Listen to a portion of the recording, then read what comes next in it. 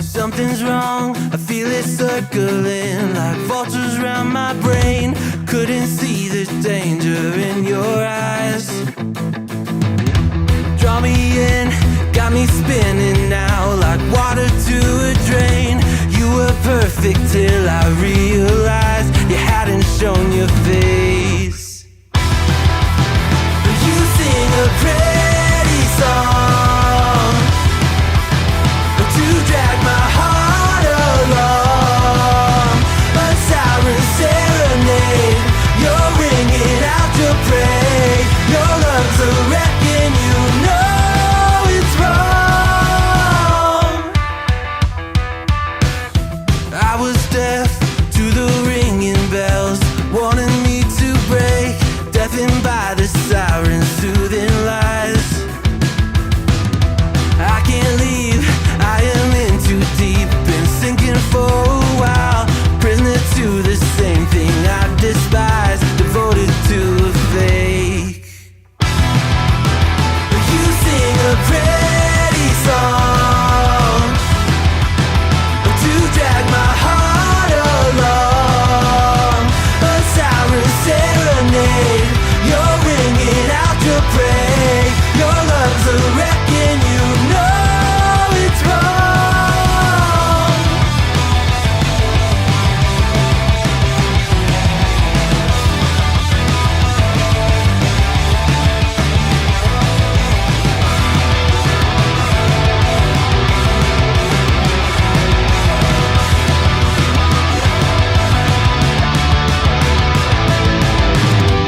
It's over, same story.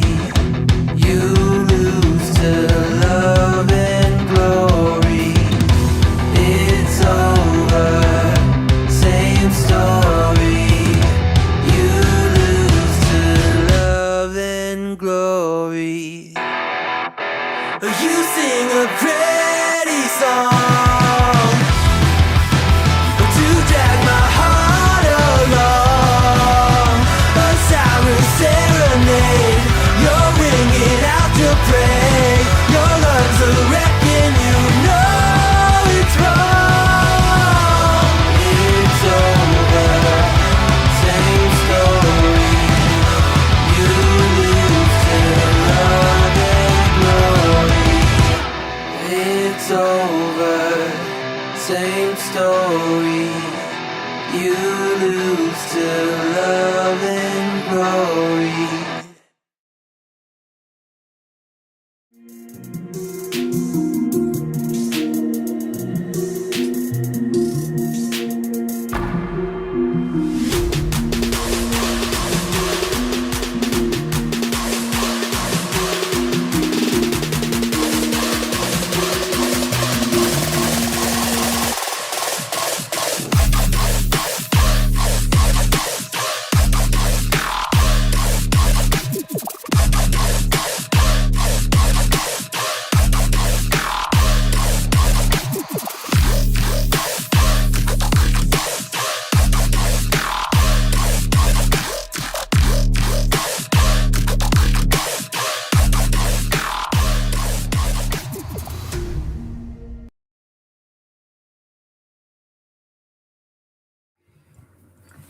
Hello! Welcome everybody to another episode of the Midweek Mix-Up podcast.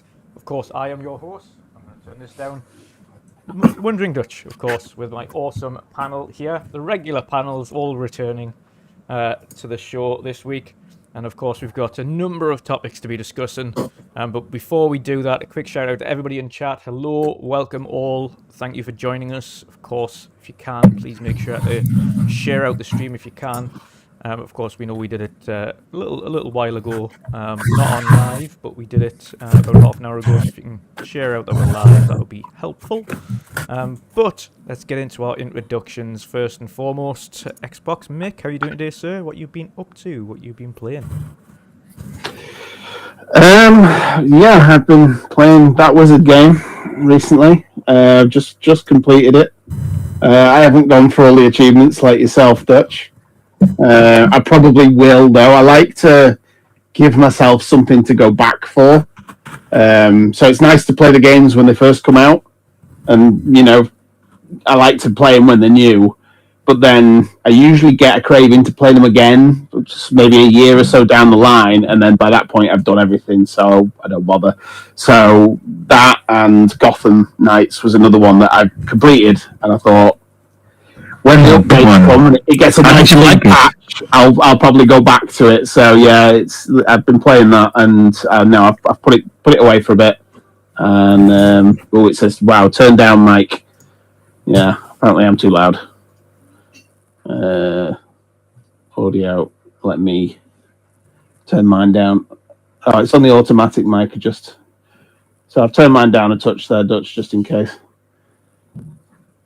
Yeah. So that plenty of Sea of Thieves as usual, and that's really been it. I played a bit of Atomic Heart, a couple hours.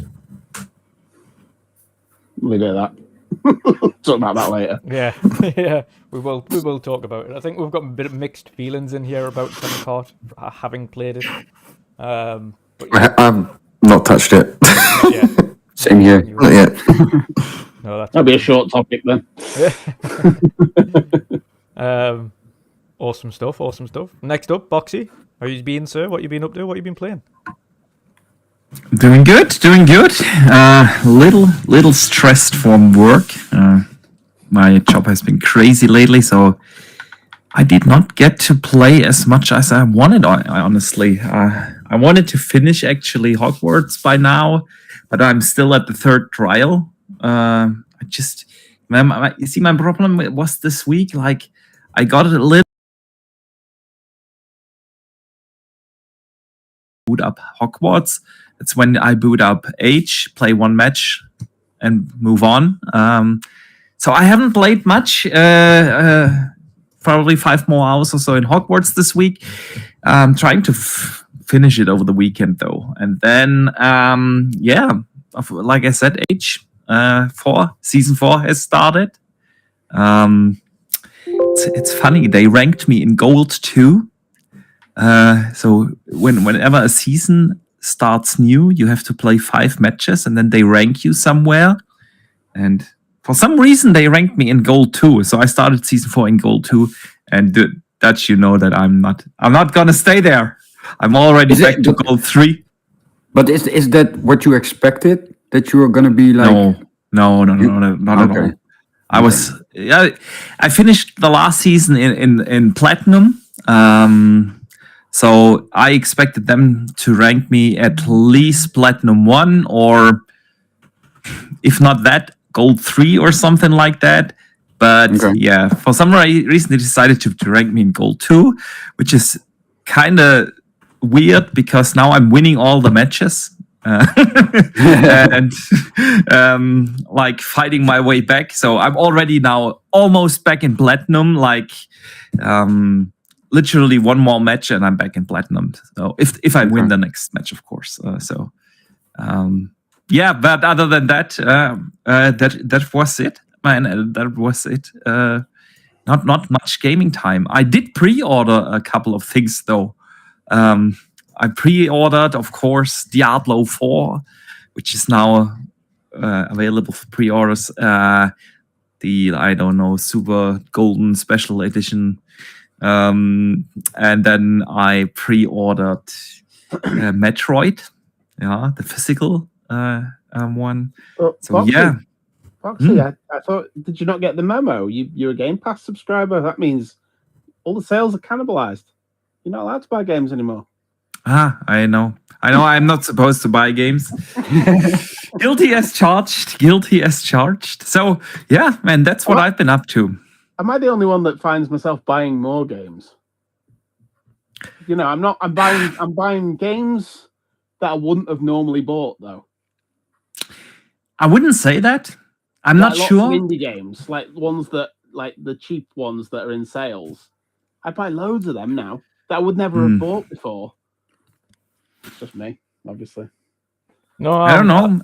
I kind of do the same as well. Like, especially because when I know certain things are in Game Pass, then my focus turns away from games that are not in Game Pass, and I'm like, right, okay, well now I'm gonna, because I don't need to buy this, that I can get this, and this. So, and of course, it saves you on like one big AAA game, and then you end up going into like multiple games that are on sale for much cheaper because no one plays them for some reason.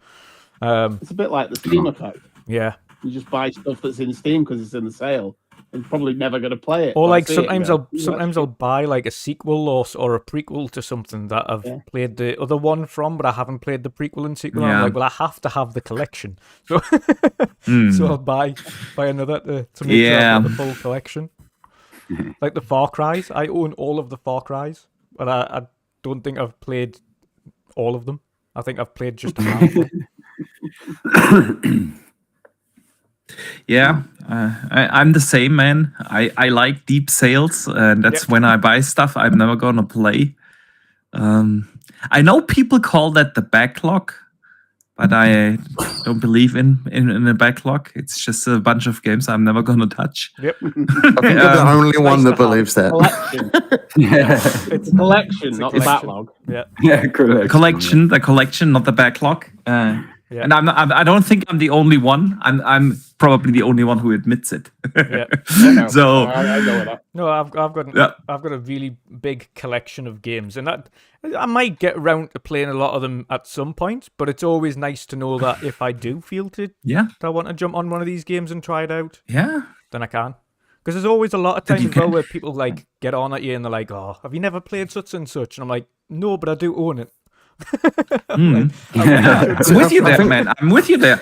And I there think are when it always comes to backlog, streets. like you sort of categorize it. You have your further out backlog, and then you've got your like immediate backlog, the games you want to get to as soon as possible. Yeah. Yeah. I would go on what Boxy says, and the further out is what I would class as the collection. Games that I don't have the most intent of playing, but I possibly might at some point in time. But because it was on such a deep sale, I thought, let's get it.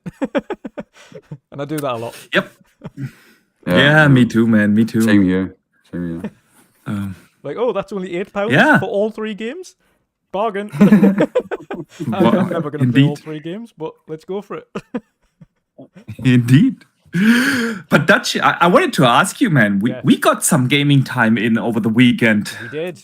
We did. We got some time. So, how did you like it, man? It was good. Professor Boxenberger.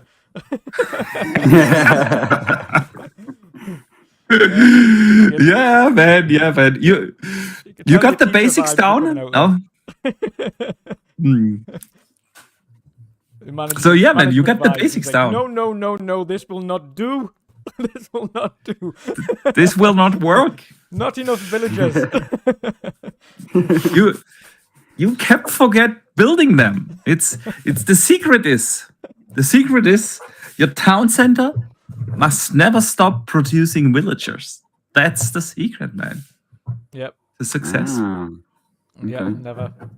Never ever. I've played a little bit. I played a little bit more Age following that as well, because I do love just jumping in Age and going against the computer and things like that. I don't think I'd ever be quick enough to play ranked solo. I just don't think that. I've picked up a lot of tips from you where I can. Why not? I just don't think I'd be quick enough.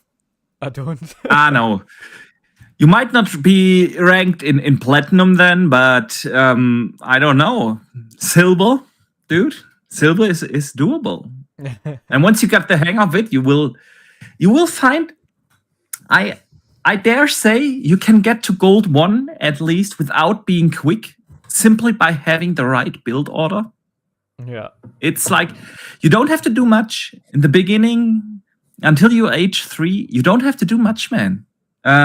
It's just doing the right things in the right order, and you don't have to be quick for those kind of things. Just have to know what to do. But it was good fun either way. It was definitely good. Absolutely, fun. it Good was. to learn as well and kind of pick up a few tips on how to play. And obviously, we've seen Dave Yeah. Ramos watching it back, and he enjoyed learning the basics as well. So Yeah. see, Boxy, there is a requirement for people that want to play Age to learn. And I think you've got a niche little video segment here. You can Most certainly will do that.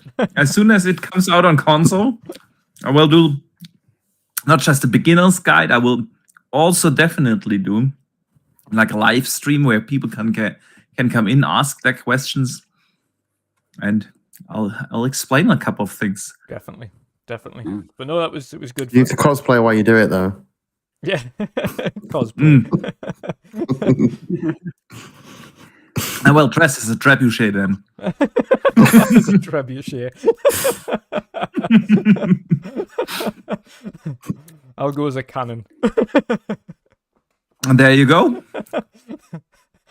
Oh dear me. But next up, Pat, how are you doing, sir? What you been up to? What have you been playing, dare I ask, Dutch Wizard? Well, I'm doing good, guys. I'm doing good. Had some good positive news today. Finally had things worked out with work. So that's all the good stuff that happened this week. And of course, Hogwarts Legacy, man. I'm hooked on that game.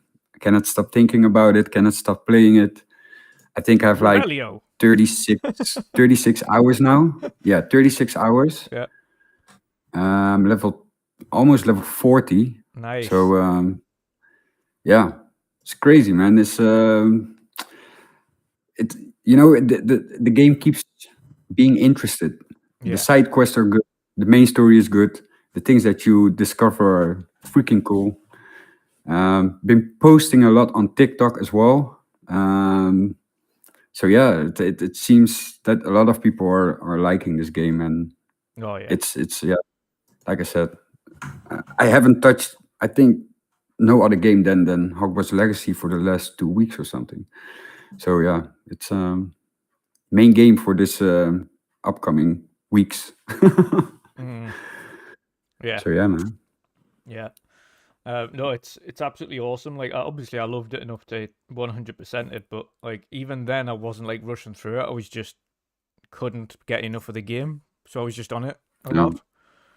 And it wasn't like I was trying to rush through it. I was literally like trying to do as many of the side quests as I could, and I wasn't progressing the story until I'd finished all of the side quests first, and then I was doing the next story mission. So when the next big story came up, if I had any side quests, I'd do all of the side quests first, and then I'd do the main storyline, and I'd do that every time. Yeah. And it got to the point where I was just trying to search the map for anybody who had a side quest. And I was like, right, what side quests are left for me to do here?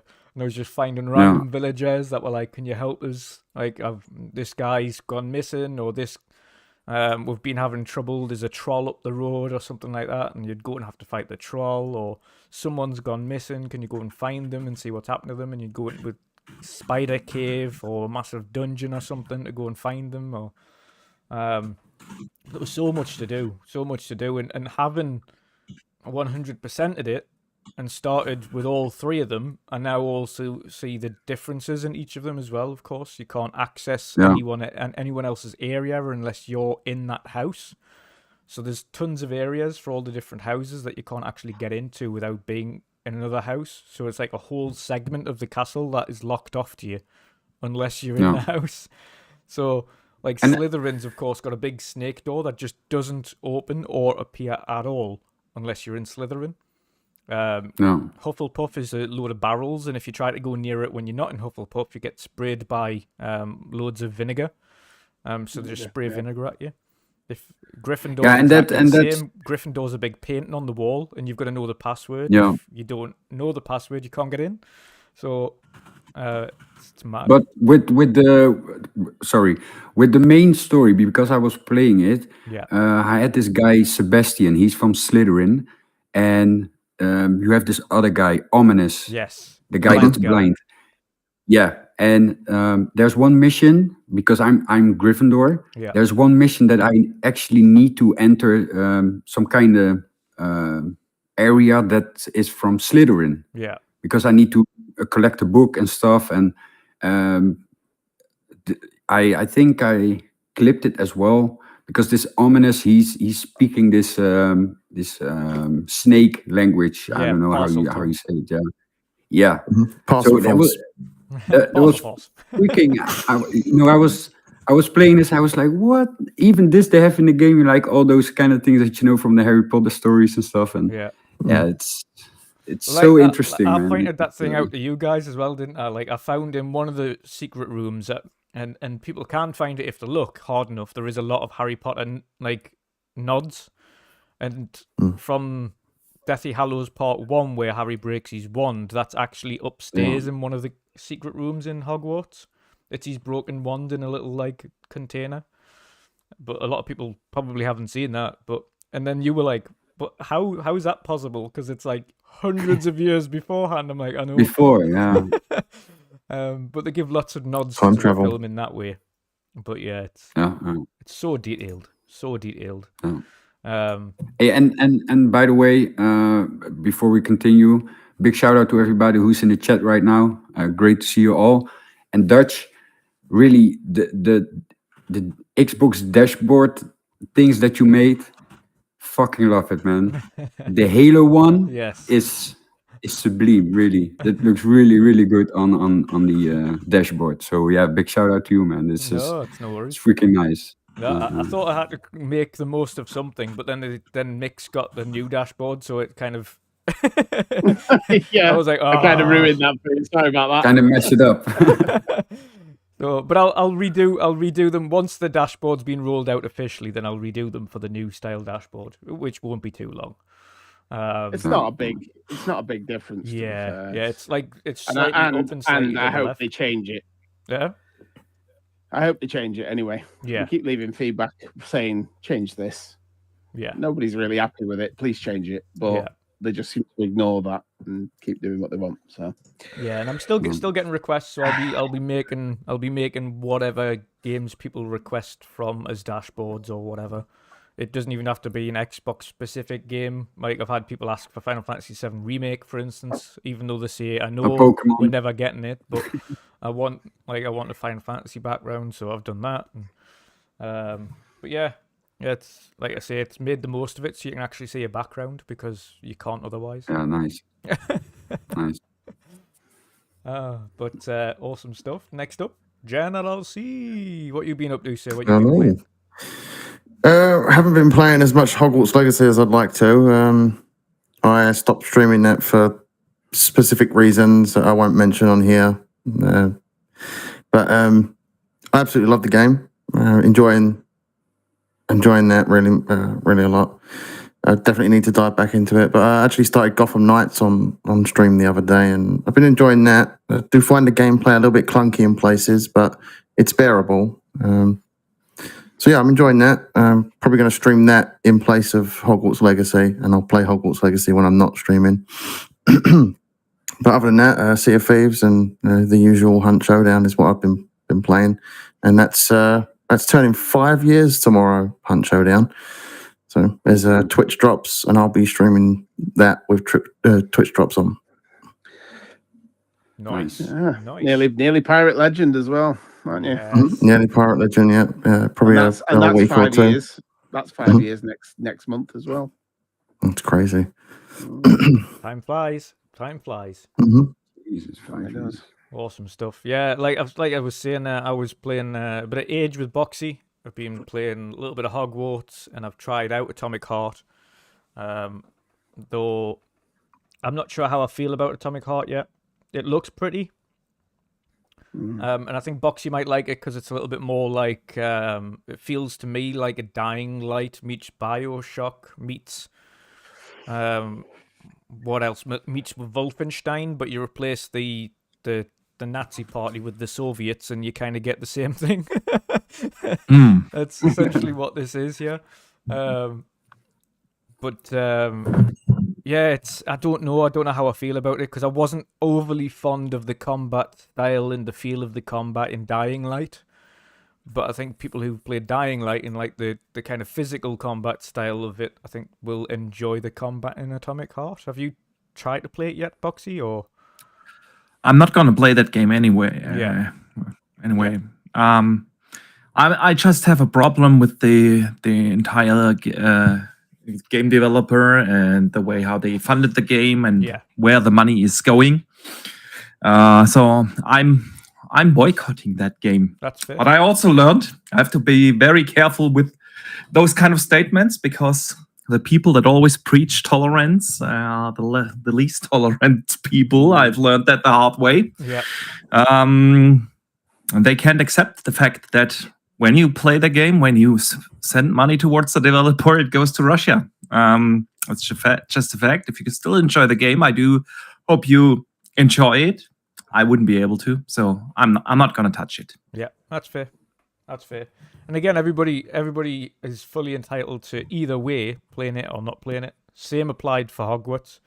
The difference is, and I think what Boxy's alluding to there, is that you don't kind of tell anybody else what they should and shouldn't be doing, and that's what Boxy isn't doing, which is why he's not put out a statement to say that he isn't doing it. He's not going out of his way to kind of give people grief for doing it. That's, in my opinion, where kind of it crosses the line. If someone chooses to play a game and they just disconnect the politics from it either way, likewise, whether it be Hogwarts or whether it be Atomic Heart, then that's their choice. And likewise, if they choose not to, that's also their choice. It's absolutely fine. No. What we as a panel are completely against is people who attack others for playing or choosing to play any of these games. It's uncalled for. You're entitled to your own opinions about the games and things like that. Goes both ways as well. Don't attack anyone that's deciding not to play it. Exactly. So everyone's entitled to opinion. It is your opinion, however. Don't make anybody on either side of the fence feel like they have to take your opinion on board. But other than that, yes, it to me though. I'm not sure I'm going to continue playing it, just for the mere fact that there's a couple of gripes anyway with the game for me. I don't like the clunky combat from what I've played so far.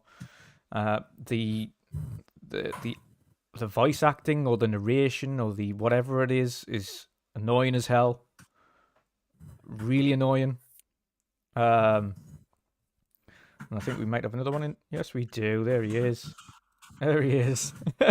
We've all six of us today. Yes, awesome, man. Big Cloud hasn't been here for a while. Awesome. Yeah, Nick said my name 5 times in the mirror, so now I have to appear. He operated. What's going on? How's everybody doing? As pretty as the game is, I just find it overly clunky and the acting wholly annoying, including that god awful kind of sex craved robot fridge. Just wound me. I was watching the Dark Knight stream it, and I was like, this is a bit creepy, this bit. Yeah. So, yeah, and then I watched my dad play it, and it's weird. Yeah. It looks like a pretty game, but the dialogue is awful. Yeah. It's annoying. I can't sugarcoat it. It's awful. They it's all really talk badly written. Too much for me. They all talk far too much.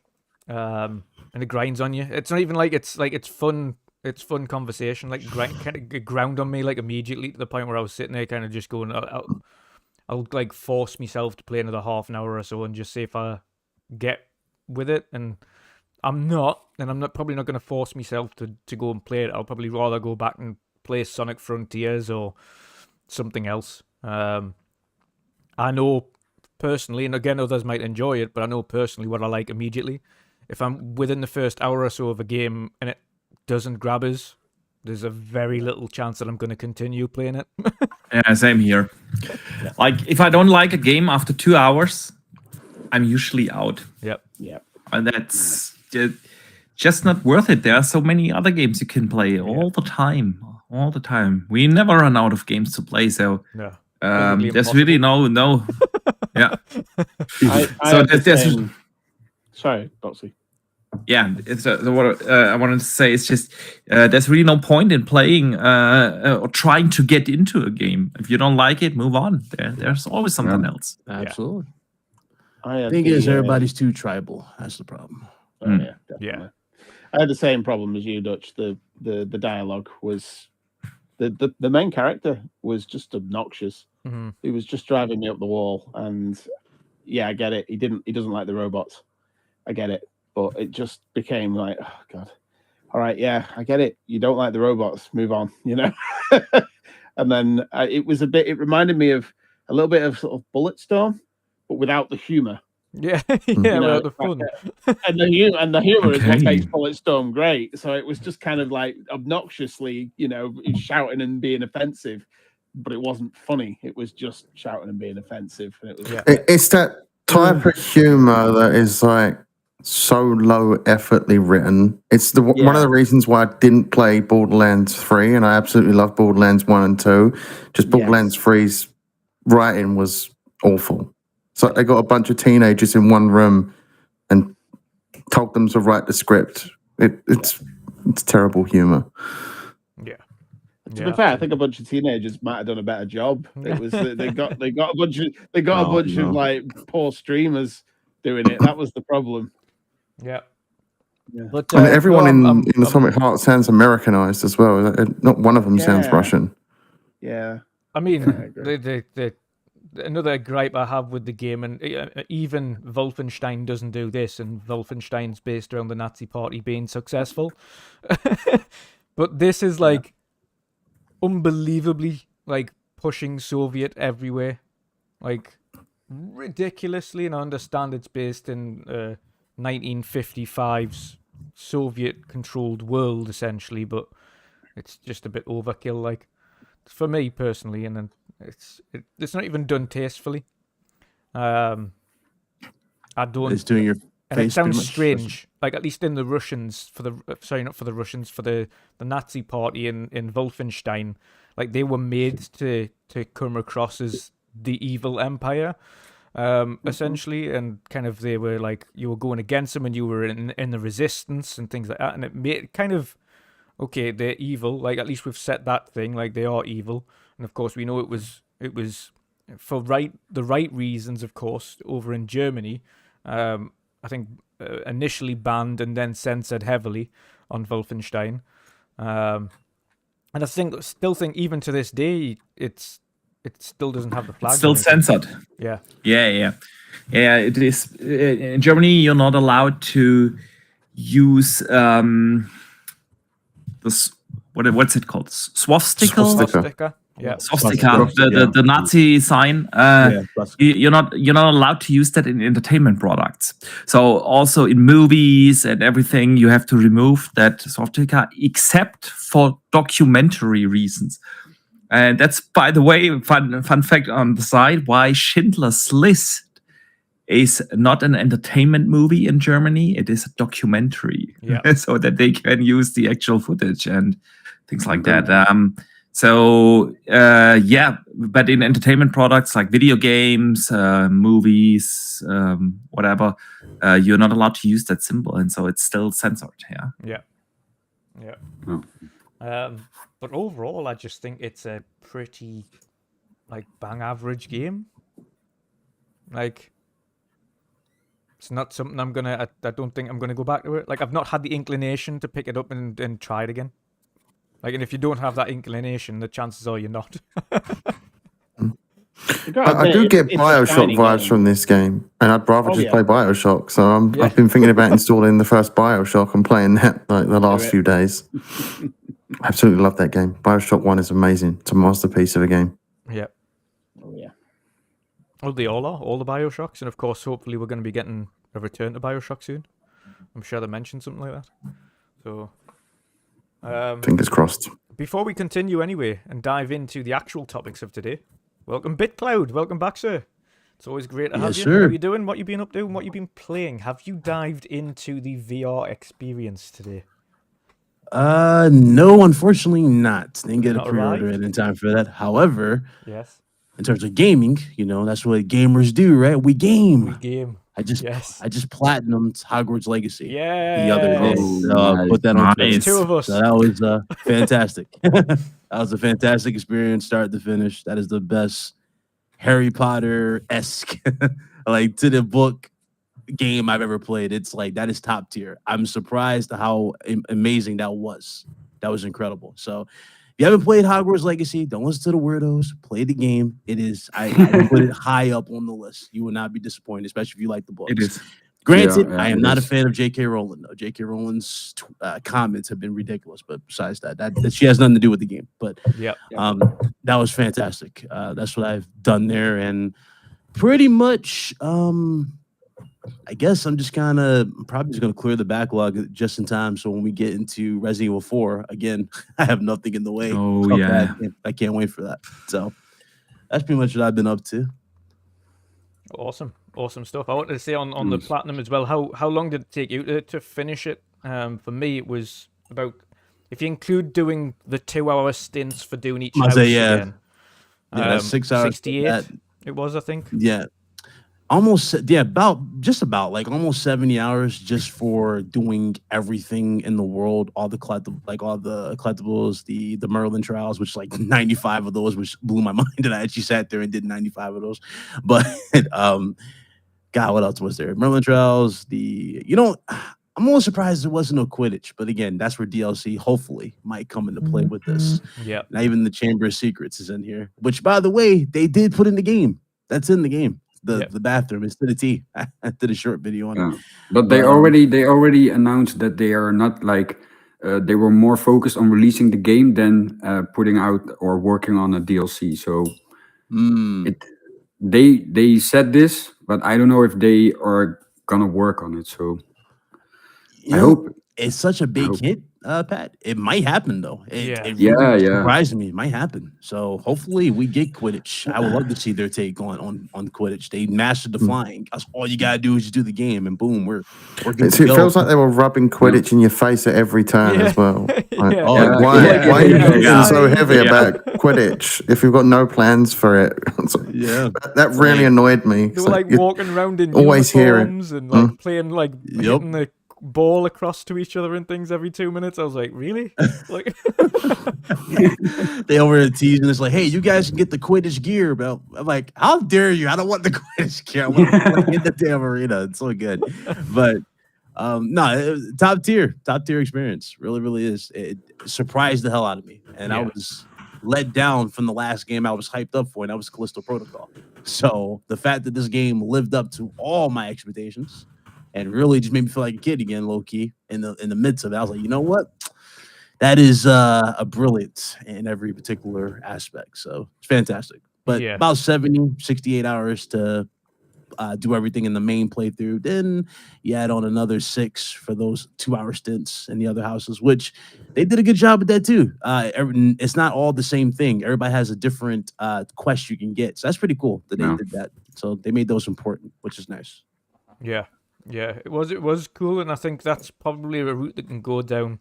I think this absolutely will justify either a sequel or them creating some DLC for this now, because it's success. It's like unbelievably successful, and it hasn't even launched on every console yet.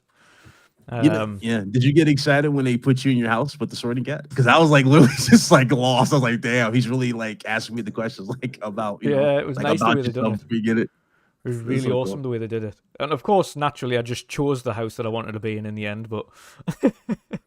Oh, you didn't do the app? Well, not the app, the link profile thing? No, I actually didn't do that until afterwards, So what's cool about that, your choices in that, the house that you got in there would carry over into the game. So basically, it will be more fluid like you would see in the movie. Yep. So like when in the movie when he was like over Malfoy's head, he made that weird disgusting face. He said Slytherin before he touched his head. The hat will literally go, "Oh, you're conniving. Oh, I know where you're going." He's like it'll literally put you in the right house based on your turn. So. No, it was absolutely awesome. And fingers crossed they do bring out either DLC or, like I say, but it definitely justifies a sequel. I think, and Oh, there's hell yeah. so much they can do with this world. So much they can do with it. And of course, Well, mean, the sequel's pretty easy. They name drop the American School of Wizardry in one of the Fantastic Beasts movies, so they're bound to do that as the sequel. That's probably the safest bet. And if not, there's other yeah. franchises I would love to see them tackle, like Lord of the Rings. I would love to see these guys make a Lord of the Rings game. I think they can nail it. Very talented. Definitely. But yes, we've got a lot. We've got a lot to talk about today, including, of course, what came off the back of the whole CMA kind of not CMA, sorry, the European meeting yesterday, and the info that came off the back of that, which was deals for two of the larger competitors in the industry, and what that pertains to them, but also discussing the reveal of the next Forza Horizon expansion tomorrow, as well as State of Play, which is PSVR2, and a look at the Suicide Squad Kill the Justice League. So there's a lot to talk about. It's going to be awesome.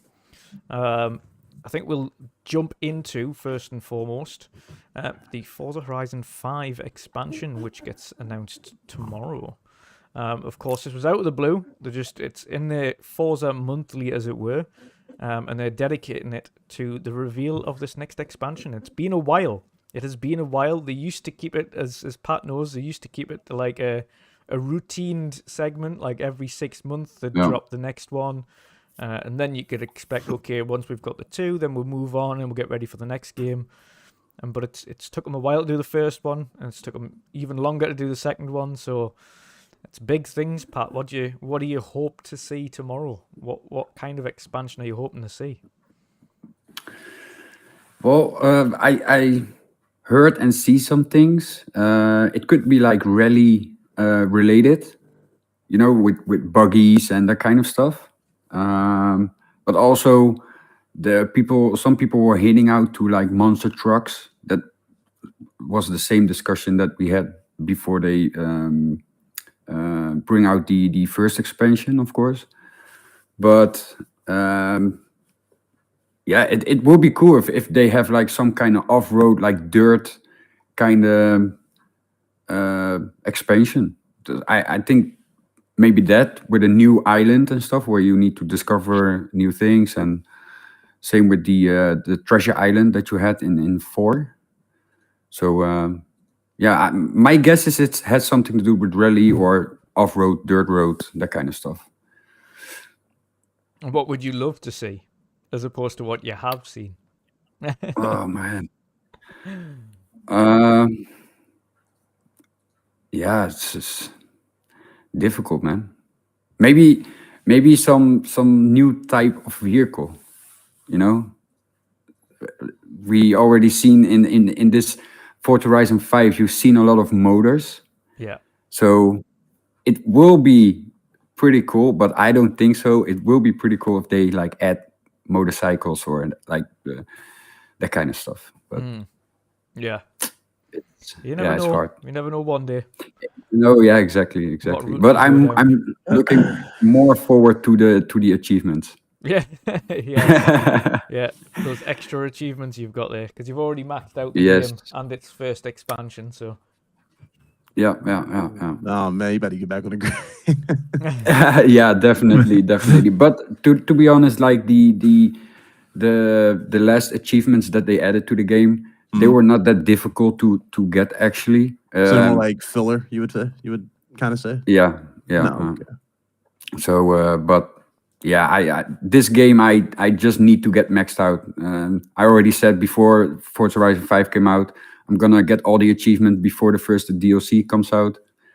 Yeah. Well, they spent so many time before the first DLC came out, so I had a lot of time to actually get all the achievements, and then just was working forward to that. But yeah, I'm looking forward. It's already have 97 achievements now. Yeah.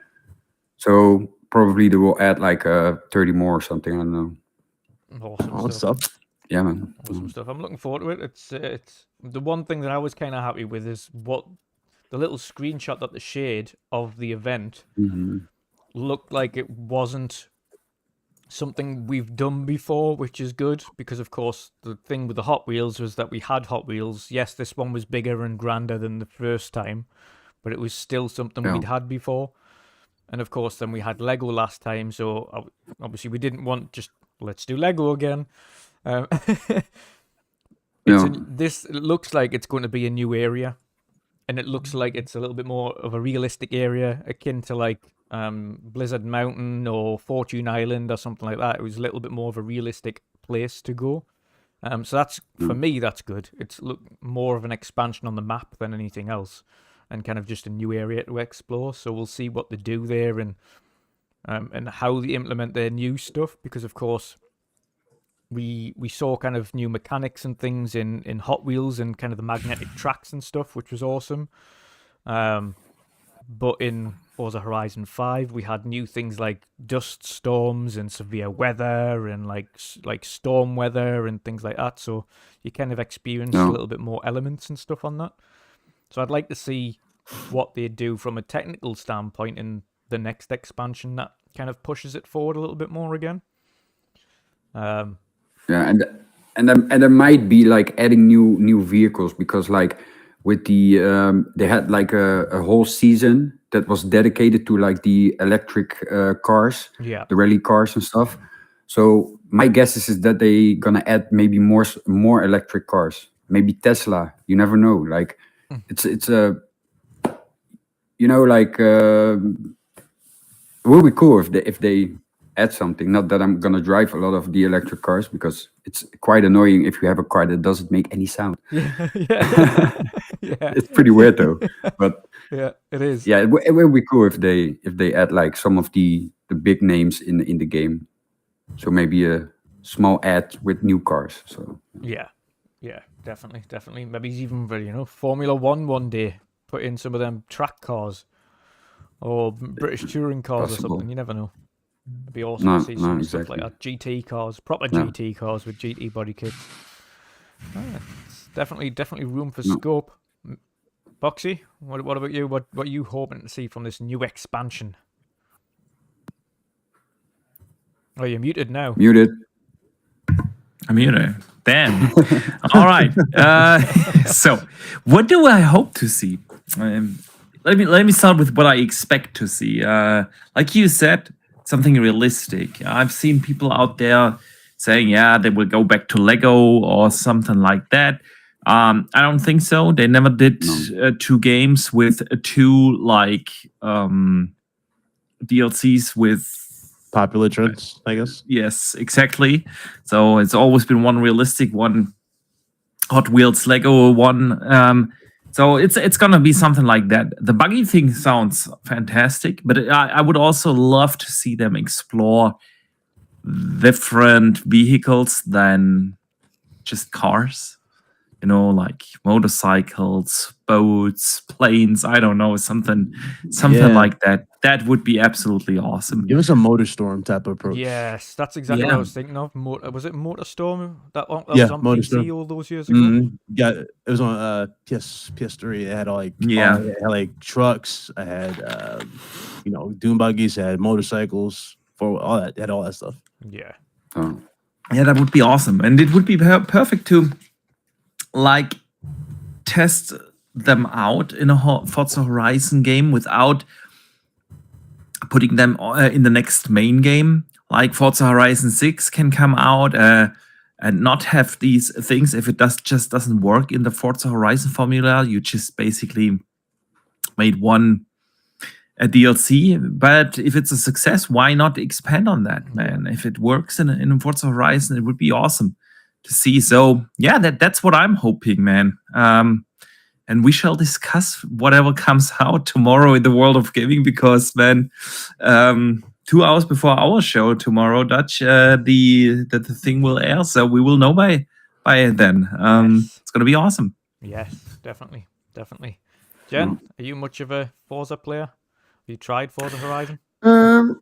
I prefer Forza Horizon over Forza Motorsports because I'm more into the arcadey style races. But even then, I'm not really much of a car game type person. Not really big into racing games.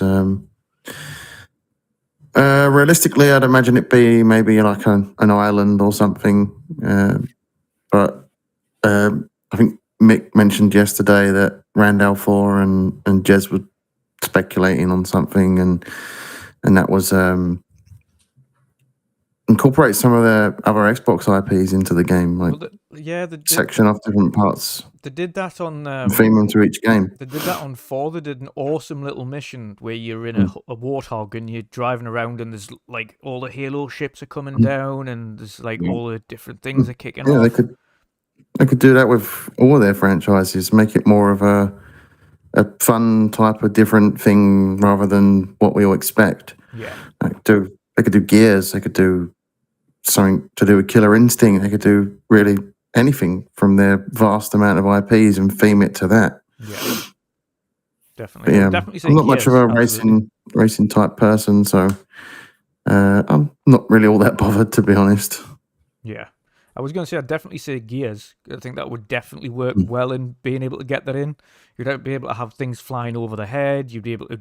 I'm forgetting the name of the truck you kind of drive in Gears. Or at least you're in, but of course you've got lots of vehicles. Junker. Yes. Yeah. Lots of vehicles you can use for that as well, because of course you had the Warthog in Halo, so you can use that as the main vehicle here, and obviously race against time to the end of the track whilst you're getting chased by kind of all the floating kind of locust and flying locusts and things like that, and having them kick off or Brumax or something on the coastline whilst you're kind of running past them or driving past them. There's lots they can do. That's the kind of thing I would love for them to get back to, is doing these kind of big showpiece things that they add onto them, because they've done some awesome ones in the past, and I think the showpieces in 5 were great, but I also think they lacked a little bit of the standard creativity that we've expected from Forza Horizon 4, Forza Horizon 3, and I think the showcases in 3 and 4 were probably a little bit better than what they were in 5. Like 5 was more like, to me in Forza Horizon 5, the showcases were more like, wow, look how big this world is, and look how beautiful this world is. But the races themselves didn't really do much other than just be a standard race. Whereas in 4 and 5, they kind of added a little bit more kind of showmanship, as we like to say. I think the showmanship in 4 and 5's kind of staple races, or the showpiece events, were much bigger. Yeah, that's the thing, that they've got all these IPs that they could pull from and do sort of like a crossover type situation. They could do it. There are other games which they don't seem to be doing a whole lot. It only seems to be like Sea of Thieves that is pulling from other Xbox franchises, like the most recent Halo stuff that they put in the game, which is awesome. Side note, sorry, before you go on, we're talking about different franchises and that. We're missing the key one that they could easily do, which would be a good tie-in. Fable. Yes, you could have an oldie worldy village. Yeah, just show Fable in Forza Horizon before. Roads. Oh yeah, the world, yeah, like a little village, yeah. Just came to that. I was like, play it off like a festival. Fable world. That would be quite, you know. Yeah, no, that's actually smart. You can play it off like a festival, like that's happening in the game. Yeah, that would be a good link, and then people would get their ideas up there, like, ooh, look at this Fable world designed by the developers of Fable. They could ironically give you a horse to race on. Yeah, horse and cart. Horse and cart. That could be something they do, like a horse and cart race. That's actually a brilliant way to get more eyes on already franchises that people probably didn't think of or probably forgot about. A bit of viral marketing for a game that's not out yet. Yeah. And give you an idea as to what to expect visually from it as well. You never know. It's a good idea, but I mean, we're thinking outside the box here, and I feel like Forza Horizon team might not. I mean, one thing is true. We all all collectively agree. It's going to look good. I mean, that's where they always typically do great as the visuals. The game's like, the cars look amazing every installment. But I don't know. I don't expect Hot Wheels stuff in here, even though I would like to see that. I'll throw something out there. Y'all remember that old show? I don't think I remember it. It was a long time ago. It was called NASCAR, but it was like the cars had like there was like futuristic cars had like rocket boosters and shit like that on there. I love to see something Rumble like that racing. No. It was called NASCAR. the show NASCAR race. It was like the I thought animated. you was talking about a game similar to that. I'm saying like I would like to see something different. Like, like Rocket League is known for just that over the top thing with the cars. Why not do something like like some collaboration with Rocket League? Rocket League is still going strong. Why not have something like that? Oh yeah, with it? That'd be great. Very cool. Yeah. Definitely. It's always good to get some good news, and of course we've got a double whammy of news tomorrow. But before we move on to that one, Mick, what would you like to see from this expansion being announced tomorrow?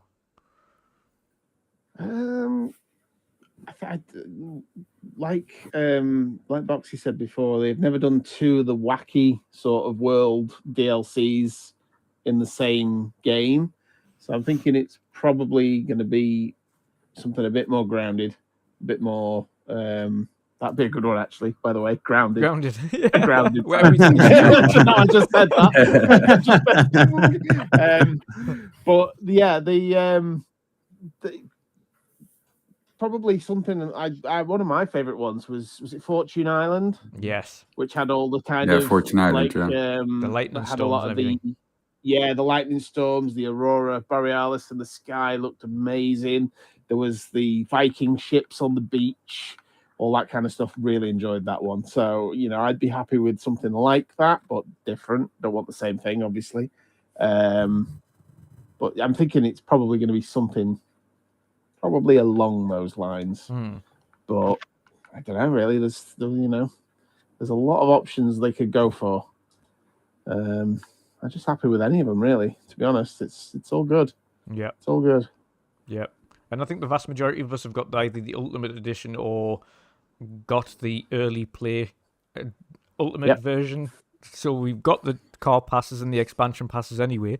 So so we don't have to worry about that. We're gonna get it, which is always a good thing.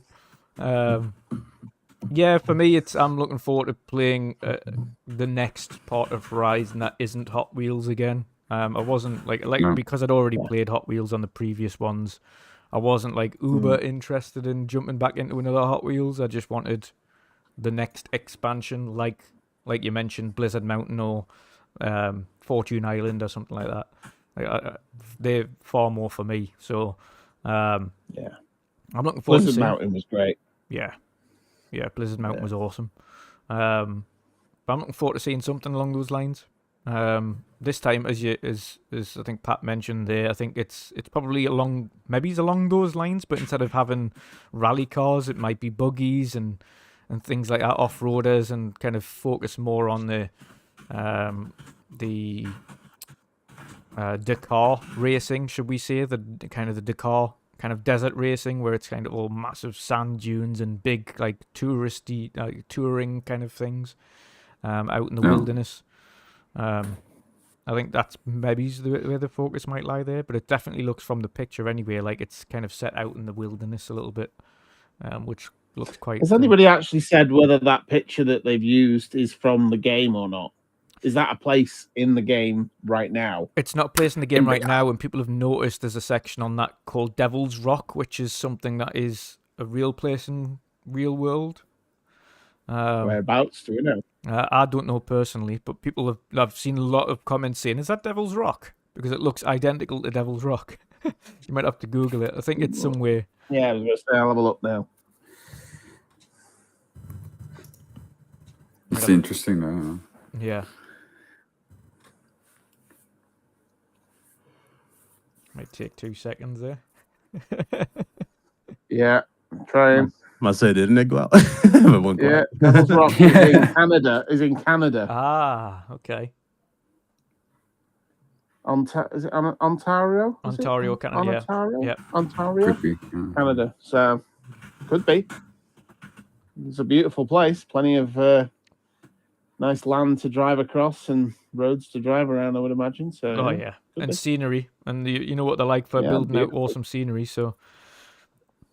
Yeah, it's exciting. I'm glad we're eventually getting it. It was out of the blue. It's good news to get out of the blue, positive stuff like that. So super excited to check that out tomorrow and see what that's about and what we get as an expansion. And of course, as Boxy mentioned there, tomorrow it's not just one but two events we've got. And of course, the second one is Sony's A State of play. But they've mentioned this time around it is definitely still not first party. It is, but it isn't. It's PSVR2, some indies, some second party or third party stuff, and a look at Suicide Squad Kill the Justice League. I'm going to go to our resident PlayStation guy here, first and foremost, BitCloud. Yes, sir. What do you make of this this state of play tomorrow then? What are you hoping to see from it?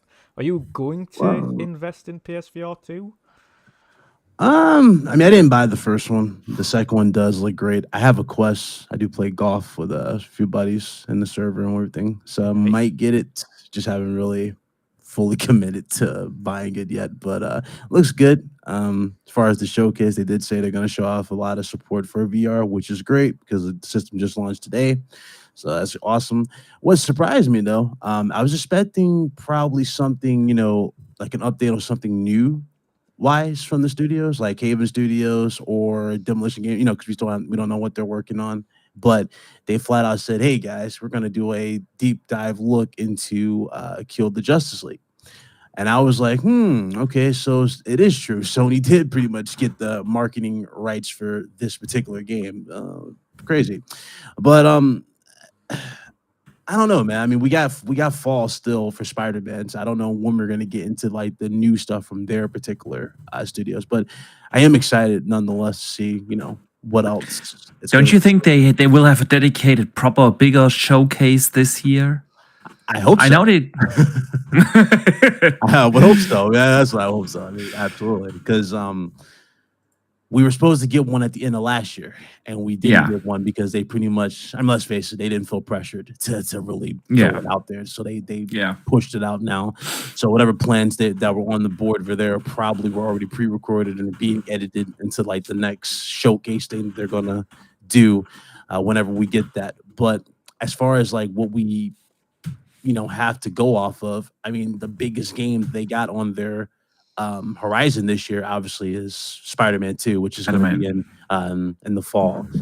They did say Insomniac did say they're aiming for 2024 for Wolverine, so that's going to be incredible if they can get that for next year. But even with that, it's like you still got other games we just don't know much about. We don't know what Haven Studios is doing. We don't know what Demolition Games is making. We don't know what the next IP from Sucker Punch is. A lot of people are saying Ghost of Tsushima 2, but we don't know if that's actually entirely true, what we're getting. Factions 2, we still haven't got an update on that, when we're going to get that showcase-wise. So, it's a lot to take in, but it's going to be interesting. Yeah, most definitely. Obviously, we're all interested in seeing Kill the Justice League as well, see what that's all about. What's your thoughts on that as well, BitCloud? What's your thoughts on Kill the Justice League? Oh, dude, I mean, I'm expecting an awesome game. I'm not expecting what we've seen with what was the Avengers. I'm not expecting anything like that. I think they're gonna nail it. And I know a lot of people are kind of turned off because they said it was a games as a service, but I think they already told us this a long time ago that it was kind of going in that realm of games as a service. So, really, personally, this is Rocksteady. Rocksteady just knows how to nail the superheroes, especially the Batman-esque world. So I'm not really worried about what we're gonna get. Plus, the gameplay was fluid as hell from last time we saw the gameplay. So should be fine. You know, and plus this is Kevin Conroy's last time, guys. Last time we're gonna see Kevin Conroy as Batman. Yep. Man, it's a send off. So such a shame. You had to remind us of that, right? So, just to bring down the mood. Boxy, yeah, I was going to say Boxy going to you as well. It's like, what are your thoughts on both of them? So, state of play, I like those. Sony usually does a great job with the state of plays. Of course, like with every game show, just take the developer direct from Xbox last month. There's always games in there that are not for me. Yeah. Minecraft wasn't for me. There was a bunch of things in there that were not for me. However, I always like to watch like these shows from publishers, what they have in store for the future. I'm still holding off on VR2 as well, just like BitCloud. So the VR stuff is probably not going to be for me, but maybe they have something that's a system seller for me. So it's mostly because we're playing the same old kind of, you know what I mean? Because they kind of basically said that all the old games from VR1 are going to get like boosted or something like that. So you're pretty much getting the same experiences aside from the Horizon Call of the Mountain, but again, not really a whole bunch new stuff. Yeah, I mean, and even the Call of the Mountain, I mean, it looks fantastic, and I bet it's a cool, like, the first 30 minutes are probably amazing in that game when you first, look around, see the beauty. I mean, it was one of the most beautiful games to date, Horizon, Forbidden West. So, absolutely, that's going to be stunning. I hear that the gameplay is kind of dull from people that I usually trust, like ACG. So, gameplay-wise, it's apparently not that good. So, yeah, for me, it really isn't such a system seller. Like Half-Life Alyx, that is something where Half-Life Alyx, that's where I would like be really tempted to get a VR2 if we can play that, or those type of games. So yeah, I'm still curious. I like the tech. I like to be convinced that there is something for me. And then Suicide Squad, one of my most anticipated games. So. Naturally, I'm super excited to see the game. Rocksteady, it's been way too long since Arkham Knight. From what we've seen so far. How many years ago was that game? It feels like a lifetime ago. I want to say 15, 16? It's like 15 or 14. Yeah. So it's been quite a while. And I love their games. I absolutely love their games. The Arkham series, one of my favorite gaming series.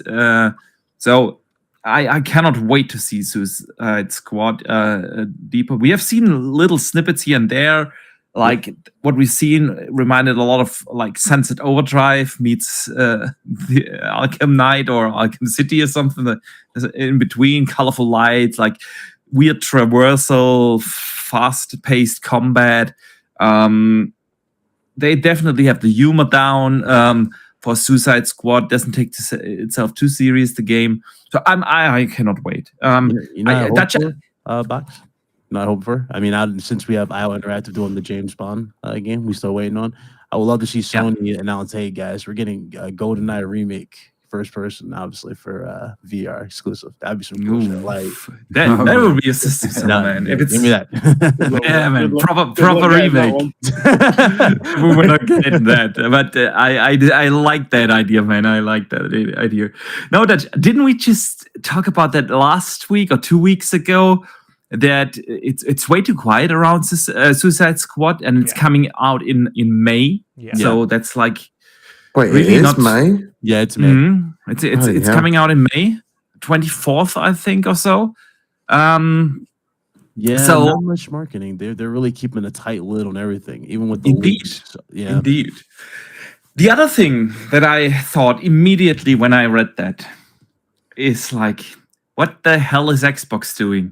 Another pop culture IP lost. Like, literally, they just don't care about those big IPs. Yeah, Sony is gonna market that game like a Hogwarts Legacy that is like as if it was a first party game, You know what the wild part is? The timing of this, because we just got that incredible trailer for Flash.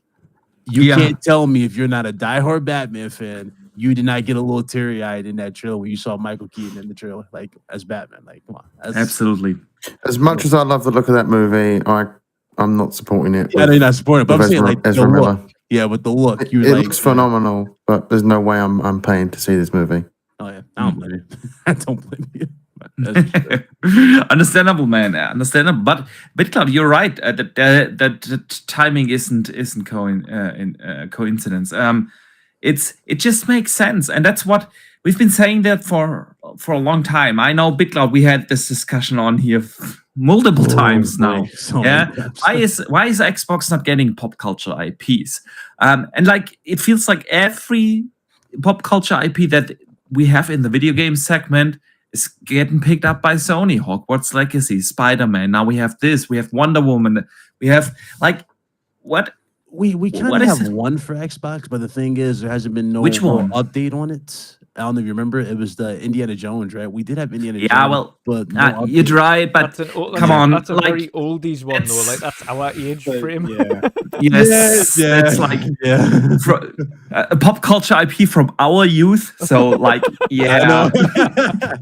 I'm surprised Flash hasn't gotten the game yet. And that's the other thing. Where's the Flash? it has a very successful TV series. Mm-hmm. So Titans after the Teen Titans show that's been going Yeah. on. Like, where's those stuff? Like, I'm surprised. honestly. yeah, man. I mean, Wonder Woman is getting a game, but also we already know marketing lies with them. Xbox, we said Star Wars. What's going on? Why don't they pick up like a Star Wars game, something like that? You've still got Nothing, Superman. nothing. You've still got Iron Man. You've still got all of those. But nobody's making those games. That's what I'm That's saying. the Somebody, That's what still, I'm these saying. are that we know of. Mono. EA. Mono See, was I'll good. die on the hill and I'll say I never want to see a Superman game. I would disagree after seeing that fan-made game that we saw where dude was going to Mars. See, flying around. it's not that I don't want to see it. It's that I don't think it'll ever be done right. You know, they would be done right. I mean, that's understandable. A lot of people believe like, you know, it can't be done X Y. amount. Superman is so OP. How do you do the game right without having everyone have kryptonite or magic to stop Unless you him? do it slow, like story wise, like you have like obviously by the end of the game you're flying, you're doing X amount of things, but you slowly start getting your ability. Because remember, that's how Superman casually became what he is. I mean, Needs he to got learn. power exactly. He started I using think- momentum, and he realized, oh my god, I can use I that. think the to fly," only you know what I way- mean? And you keep going. That's how you do it. I think the only way you do Superman right is if you do him off-world, off Earth, fighting characters that are on his power level. And Unless you how ground do you do that right?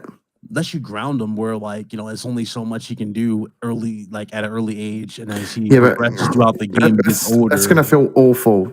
When we all think of Superman, we think of Superman as Yeah, but it depends. It's Because OP. if you have a It look sounds at, awful. beast. if you have a The look good at Man is Steel. Spider-Man 2018, like the main enemy in Spider-Man 2018 literally was a guy that had invested in superpowers in order to blow up the world and like basically control a load of people. So it wouldn't be too far-fetched in thinking that some superpower comes into the world and his mob have got like a low-level amount of kryptonite built into their weapons or something like that, so they can at least do some form of marginal damage. I don't want to see Superman like that. I mean, I know that's you so. don't. Yeah, that's how I was thinking. That's a Keegan. cop out. That'd Giving be great. everyone kryptonite. No, think about Smallville. Why not just start him off in like a Smallville style Superman? You go and then like by the time you get to like chapter, I don't know, 8, then you start getting into flying and all that stuff. Yeah. I think that works personally. And then you get the Absolutely. kryptonite, like have him more grounded. Then he starts to realize, oh my God, I'm a god. And he's like, wait, I'm not a god. What's that green stuff? It's like you start throwing more, obstacles in his way. There are ways you can do Superman. I just think the problem is we haven't had the right team to get behind that game. Like, you know, like look at Portkey Games. Portkey Games came at a time where Harry Potter, you know, games right at that point, we're like, who cares about a Harry Potter game, right? And then these guys give us this love letter to fans. We need that type of developer to come out the woodwork to make a Superman game. And I think there's only so many developers that I would personally trust with that type of character. Like I would trust, obviously, Rocksteady. I think we all would trust Rocksteady. Yeah. With that. I think we would trust Insomniac. I think Insomniac would do great with that. Yeah. But who else? You know what I mean? I don't know what Monolith. I don't know. I couldn't be playing as Superman and then like I get my ass handed to me by a street level thug. Nah, it and I wouldn't be have an to RPG. reload the game. It wouldn't feel right playing as Superman and that happen. So that's where my gripes are. Well, like I say, I feel like there's not a studio out there that would get it right. Loads of other IPs though that Xbox could have, but then it would be boiling down to which studio would you assign Punisher. to that? And I don't know. Give Coalition Punisher, Dutch. There you go. Yeah. No, I'd say give Not big Punisher once the Punisher deal is goes not big through. enough. Punisher, Activision. Oh, there's that. You said Punisher not big enough? Okay, let's throw Yep. another one out there. I don't think That's why, you know, that's why I like- said that's why I said the likes of Iron Man, because I think Iron Man in itself is Yeah. huge, and and Yeah, again it's a absolutely. bit more realistic because it's just a suit of armor, like is essentially all it Mm-hmm. is. So you can be Yep, and you can ground Iron Man. yep. It's harder to ground a Superman. Much rather have a Mando game. Personally. You need like you need like a hero that is known from other IPs around the globe, and not just for like Punisher. Only people that are really into comic books know about Punisher. I bet when I go around at my workplace and ask if anyone knows who Punisher is, like not even 10% would know who he is. So you would think, I mean, obviously, then we would probably have to look MCU that's currently trending. Yes, type of exactly. thing. And, Something like that. Yeah, something Ant-Man, recognizable. Doctor Mandalorian the game. Something like that. Yeah. That's Iron Man. mine. I'm surprised we still haven't got Yeah, I mean- anybody said anything about I Mando. got to the point with that Mandalorian rumor that kept circling around. I don't believe it anymore. I don't think it's happening. Dude, not even bounty hunters. You remember that? Like Star Wars bounty hunter. Why not something like that? Like that's Yeah. something that we would definitely all collectively jump absolutely. up and buy day one. I mean, Jedi Survivor looks. Have y'all seen the stuff for Survivor? The Yeah, new fighting yeah. thing? That looks I'm like incredible. Staying away from gameplay for that because that's a game I'm getting day one, and I don't want to see a whole lot going into that. Oh, dude, that's man. They took talk about taking feedback. They took it all for yeah. Survivor. Holy It hell. looks fantastic, man. very fluid. Very fluid. Yeah. But nah, like, I'm trying to think. Like, honestly, I'm even if they couldn't get into the superhero license, I think Star Wars should have just been icing on the cake, right to the point type of thing. Like, yo, Yeah. you know what? Let's get into that conversation. When we got Mandalorian doing so well, the hype is real. I know everybody's hyped after seeing the next trailer for that. I mean, I don't know. I don't know, man. It's like 9 days or so, right? Then we have the Mandalorian is here. Like Mhm. first week of March. Yeah. Yeah. I can't wait for that. Can't wait. It's gonna be awesome. Yeah, man. So state of play, Dutch, to bring it back. Excited. I want to see the Suicide Squad.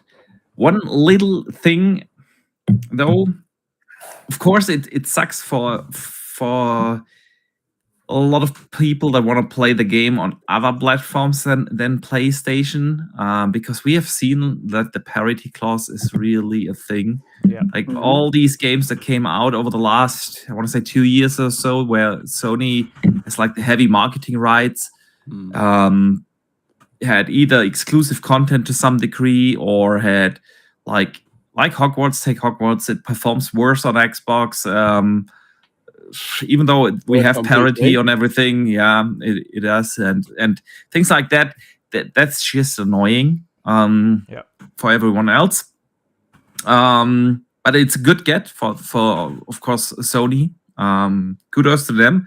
They try to do what they do best, and that is gaining market This share. is also the big reason as well, Boxy, as to why Sony keep getting the casual gamer. Why they keep getting Sure, absolutely. Absolutely. They do two things right. Xbox misses the trick every time because they just don't cater to the casuals. Yes, They don't. exactly. So what Sony does very well are two things. The first thing is marketing. Yeah. They actually have marketing. That's the first big problem, of course, for Microsoft, that they don't have a marketing team at all, like non-existing. Yeah. And they always do marketing like they kind of want to let you believe that you play either an exclusive game or you can only when you see the advertisements here in Germany. I don't know how it's in the UK, but here it feels like you can only play Hogwarts Legacy on PlayStation. Yeah, Absolutely. Same And here. it's everywhere. It's everywhere. PSVR2 everywhere. Dead Space. it was like that for Dead Space, all that. They I have not seen a single ad to this day here in Germany about Xbox. From Xbox. Nothing. Not even when like the Series X launched or Halo Infinite came out. Nothing. Nothing at all. So yes, of course. Again, I always take my workplace I'm surrounded by like casuals. Like it's a perfect, like for me, it's always a perfect cross section of I have real young colleagues around 20. I have old guys like me, in their 40s. And even my boss, who's now almost 50, he's a gamer. He's a hardcore gamer. So we have like a hardcore gamer and we have like a lot of casuals. Honestly, a lot of people don't even know what an Xbox is. They've never heard of what Gamepass is. When I explained that to them for the first time, they didn't believe me that something like that exists. Yeah, What? it's like, but they know what a Nintendo is, and they know what a PlayStation is. Oh, that's where I can play my FIFA and I can play games like a Call of Duty. That's what they know. That's what they know. So marketing is like, literally, Xbox just doesn't care. They don't care if they gain market share. I had to laugh out so loud when yesterday they presented like these numbers. Oh, we have only like 20% market share here in Europe. I'm honestly surprised that it's even 20% because you just don't care. And mind you, they cut out Nintendo. They didn't even count Nintendo in that chart. Well, that's because Yeah. They only get Sony playing games. You know why that is? Though? That's Absolutely. because the EU, the CMA, and the FTC have all discredited Nintendo from the console discussion. They've just been like, no, Exactly. they're something else. They're classed It's as a something toy else. It's company. a different realm where Nintendo exists. Yeah, they've But literally anyway, just, so like, I'm completely just blanked them out. Like, and this is the regulators. They've just went, nah, Nintendo are kind of not really involved in this. You're like, what? Of course they are. It's the big three. I don't know. Like, Indeed. seriously, I don't know how anybody can stand there with a straight face and look at that chart, like next to them, and try to go, "Yeah, should we need it because of this chart?" It's like, no, that chart should not have even been brought up. You shouldn't even say anything at this point. At this point, it's time to just like invest into proper, management of your actual studios and advertisement of your Marketing, games. marketing it's is the absolutely. biggest downfall. marketing. Absolutely. It's Yes. like- Look at Sony. It's- Sony so- just relaunched Last of Us. We Yes. all talked about it for $70. Then we get this TV show, which has got the sales going back up for the entire thing. Like Sony just knows how to get this stuff out here. I'm surprised Microsoft, like everything that Microsoft tried to do with Halo, with the TV show, Sony just did, but it worked. Microsoft's flopped. I don't Yes. understand like who's. I don't know. It's Because tough. it wasn't even properly available outside of HBO, which is only like existent in the US, and everywhere else in the world you had to have like some badass weird subscription service. Like here in Germany I would have paid like $50 to watch it. So I'm not gonna do that for Halo TV show. Not gonna do that. Yeah, so it's like they just don't care. And now with Sony, it's suddenly a success. Yeah. So marketing, no doubt, one thing, and the other thing, and we have to give them credit for that, is consistency. Yeah. There has never been a 2022 in PlayStation's history. There has never been like the 7 years we had during the Xbox One generation, where we literally had nothing outside of Forza Gears and Halo.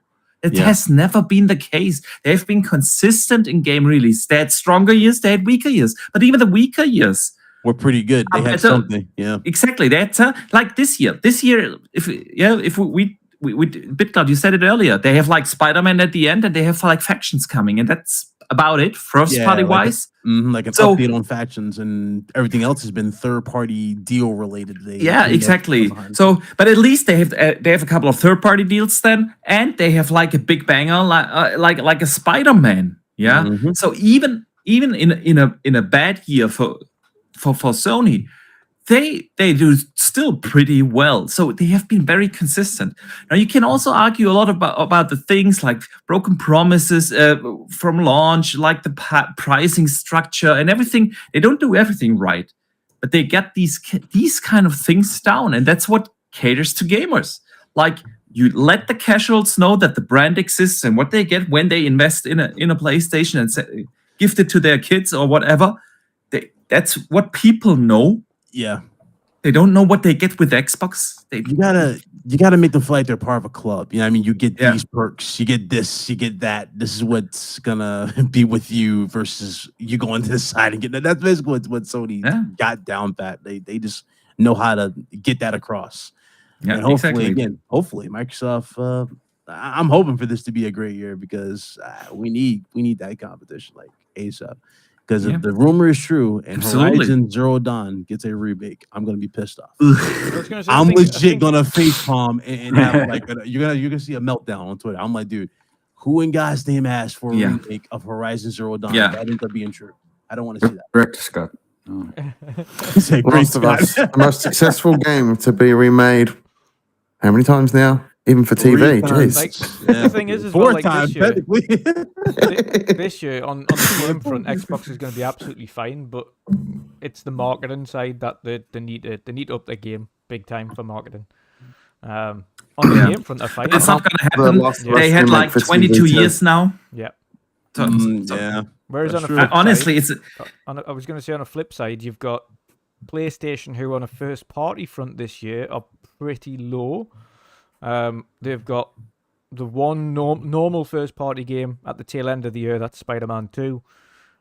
But it looks like what they're doing with the first half of the year, instead of talking about first party, is just concentrating on PSVR2, its launch and its launch games, and kind of keeping that segment down. Okay, we're going to be talking about our first party PSVR games coming out within the first 6 months. Second 6 month, probably talk about first party and what first party you're doing. It looks like this is probably going to be, and even then we can't say it's a quiet year for Sony, because of course they're launching a very big, very expensive bit of equipment, a new platform again in PSVR 2 and all of its launch games. So they've got a whole abundance of things to do in the first half of the year with regards to PSVR, and then the second half, of course, they've got Spider-Man 2, so it's still not quiet for them. Just two very different years this year for both Sony and Xbox. But getting back to... yeah, go on. You guys trying Redfall? Is everybody getting Redfall? Oh, yeah, absolutely. Yeah. Oh yeah, I'm definitely going to try that. yeah, out. definitely. Okay. Yeah, I was curious. So like, because I don't see a lot of people. The more I see of that game, the more hyped I get for it. Yeah. And I wasn't really that bothered fantastic, when man. it was first announced. Whenever they show that, I'm getting so many mixed reminders of influences from different games, and it looks absolutely fantastic. Everything I've It seen so won't be far. like Blade from what we're seeing in the MCU. It will It's actually not going to be a Blade good. game. No, it's not going to. Yeah, but anyways, it's that's like, a tie-in I would like to see though. Let's get Blade in there.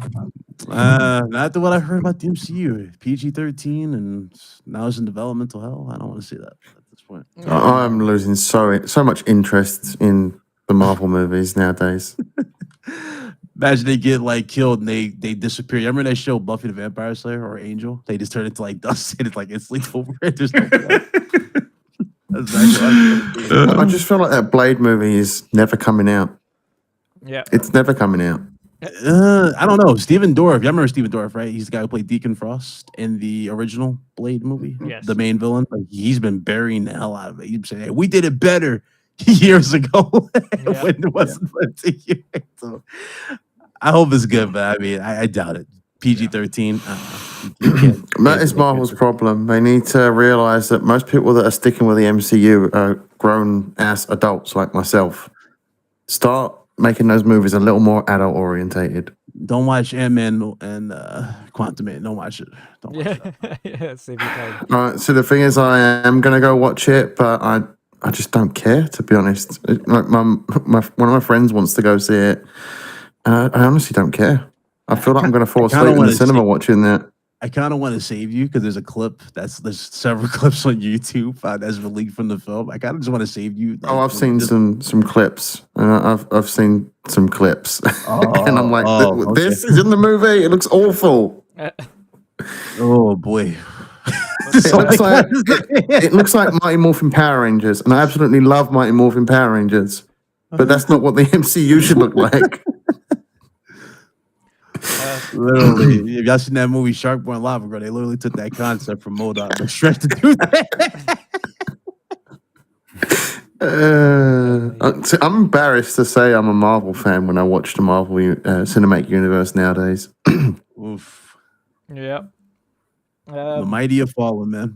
Whatever, can we just go back to the Winter Soldier days? You know, back when those movies after were Endgame, it was just rapidly downhill. Oh, it died pretty much after the game. But Patya, I want to bring you into the conversation because I know you're not a PlayStation VR fan, but after playing Guardians of the Galaxy and really enjoying that, is Suicide Squad one you're looking forward to seeing and playing? Yeah, I think so. There will be, I think, a pretty cool game to play because you have, I assume you have multiple characters that you can actually play. Yeah. Yeah, So, four characters, and if I'm correct, it's 4-player co-op. Yes. All right. Yeah, that's always cool if you have like a co-op game, especially if it's in that universe, of course.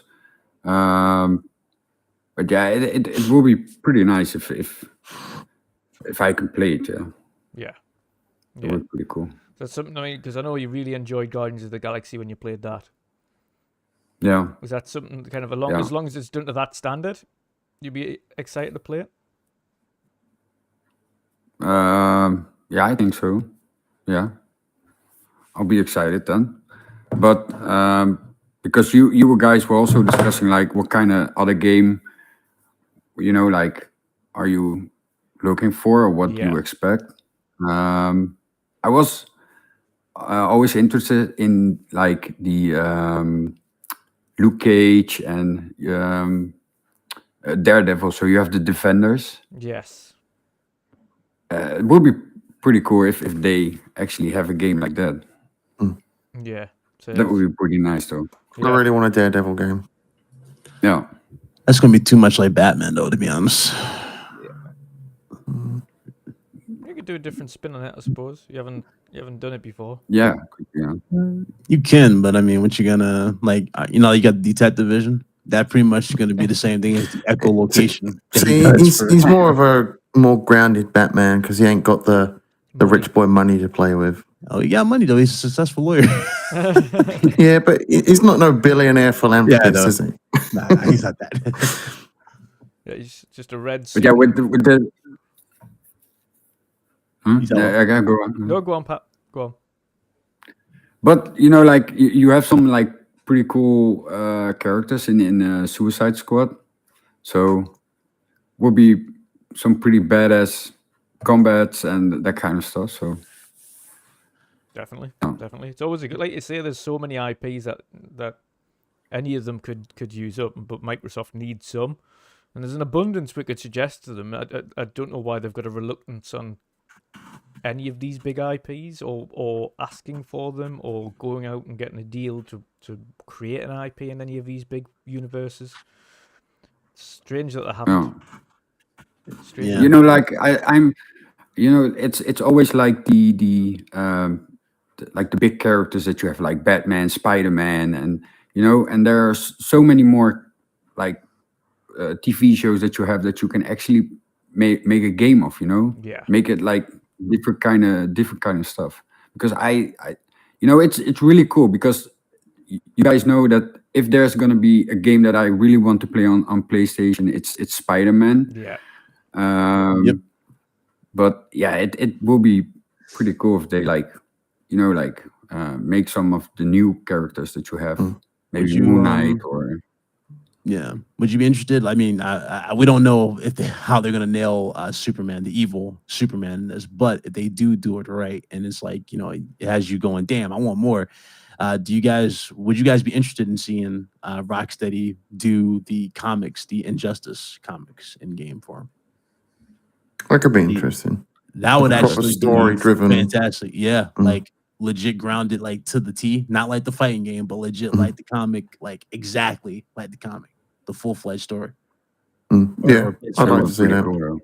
But then again, I'd like to see them take on Green Arrow, and Green Arrow is one of my favorite DC characters, but not the biggest popular DC character, but that's just my personal preference.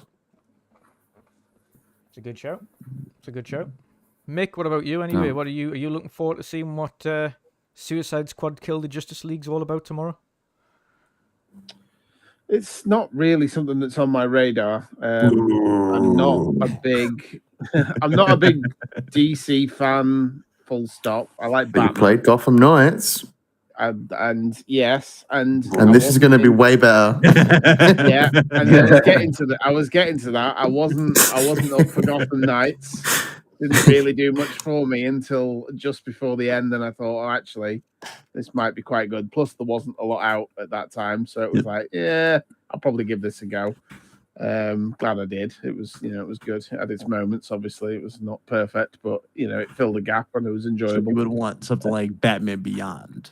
Yeah, but yeah, it's something that I'll probably look into when it gets, when it's getting closer. But at the moment, I'll watch the thing tomorrow. Have a look. That might get me more interested. But Suicide Squad and all that doesn't really do anything for me. I've not been interested in the films or anything. So, see, I wasn't. The first film, absolute dog shit. But the second one that was just released was brilliant. That was exactly how Suicide Squad should have been. The first film, absolutely dog shit. Doesn't exist to me. The second film basically just retcons all of the terribleness of the first movie. Yeah, that's fair enough. Second one was good. Yeah, fun. we'll see. Really good fun. It was just putting like the evil abilities to good use. It's either that or you get your head blown off, so you have to. So it's James Gunn as well. So if you enjoyed the Guardians of the Galaxy movies, you'll absolutely love the second Suicide Squad movie. Yeah. I love. Yeah. Hey, by the way, good.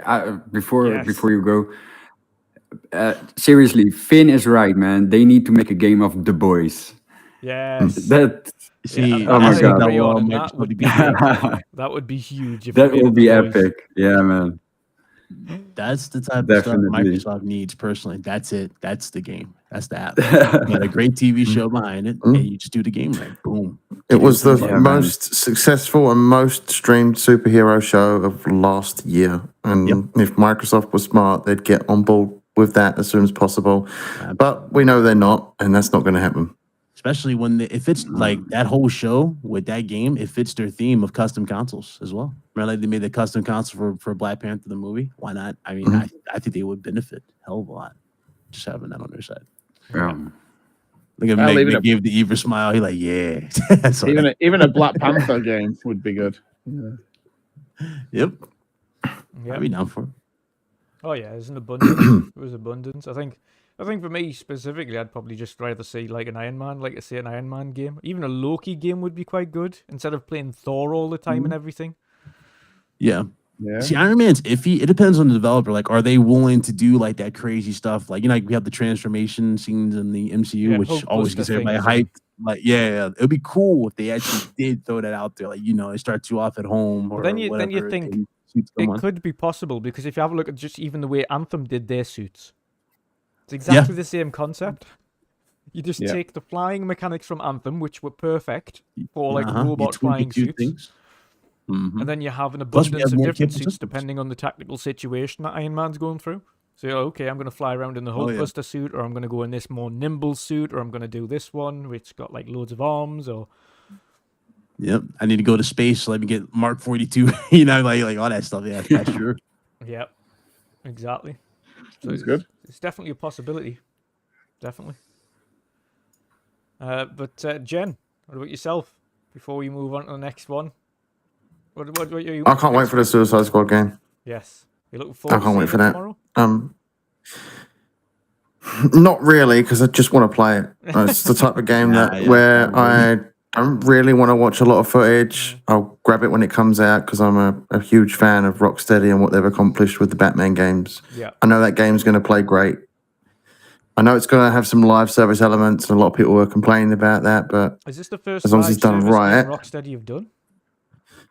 I believe so. As long as it's done right, I'm not really all that bothered. I don't often buy microtransactions unless it's to support a game I absolutely adore, like Hunt Showdown. So yeah, I'm not too bothered about the live service elements. But yeah, I can't wait to see Suicide Squad. Hey Jen, let me throw this question. It's not hard to do, really. This is courtesy of Vin in the chat. He says Microsoft needs a Matrix game. What you think? Matrix? Did you guys view that could happen after the travesty that was Matrix Revolution or Resurrections? I'm sorry. Would you guys be interested in Matrix? Exactly. Like I said it all. You had to bring up the movie.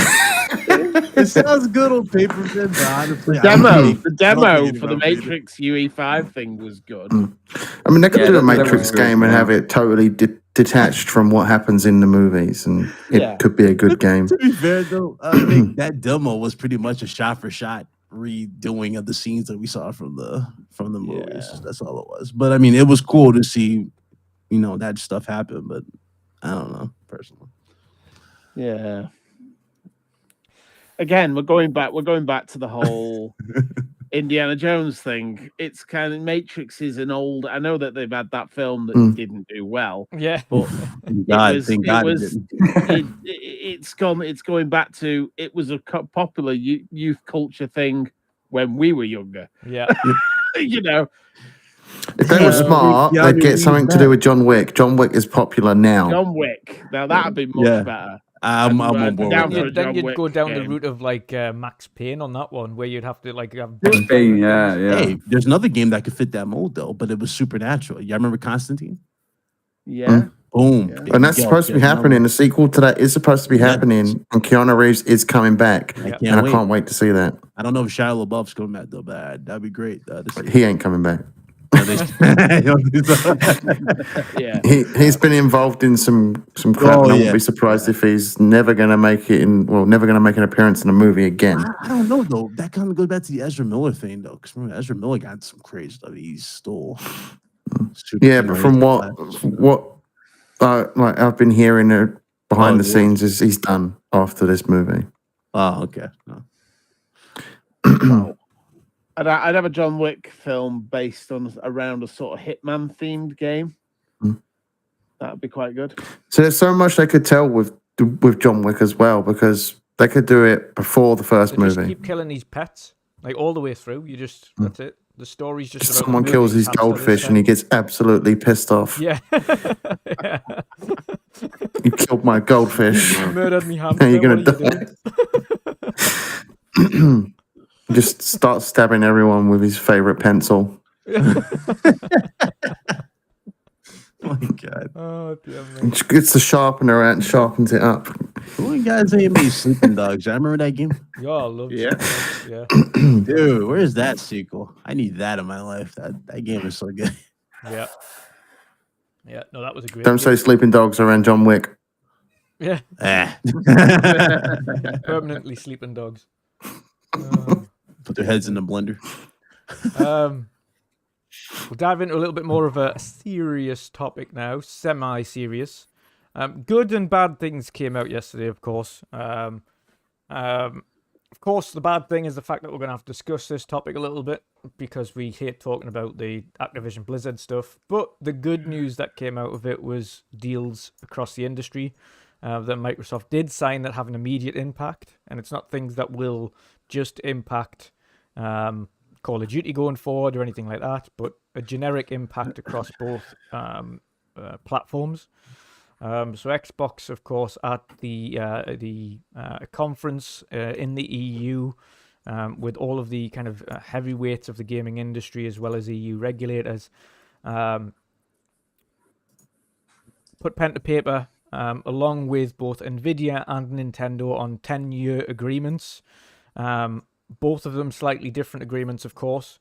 On Nintendo's front, they've guaranteed Call of Duty and Xbox games, according to some forms of written documentation, Xbox games going on to Nintendo going forwards. And of course, on the NVIDIA front, starting immediately, they're working on now getting all of Xbox Game Studio games onto GeForce Now and NVIDIA's platform. So, of course, anybody who has a PC that wants to stream their Xbox Game Studios games to NVIDIA and their cloud service will be able to do so going forward, and they'll be adding titles week by week. So they've already put posts out on to Twitter to kind of state, okay, yeah, we're adding them immediately.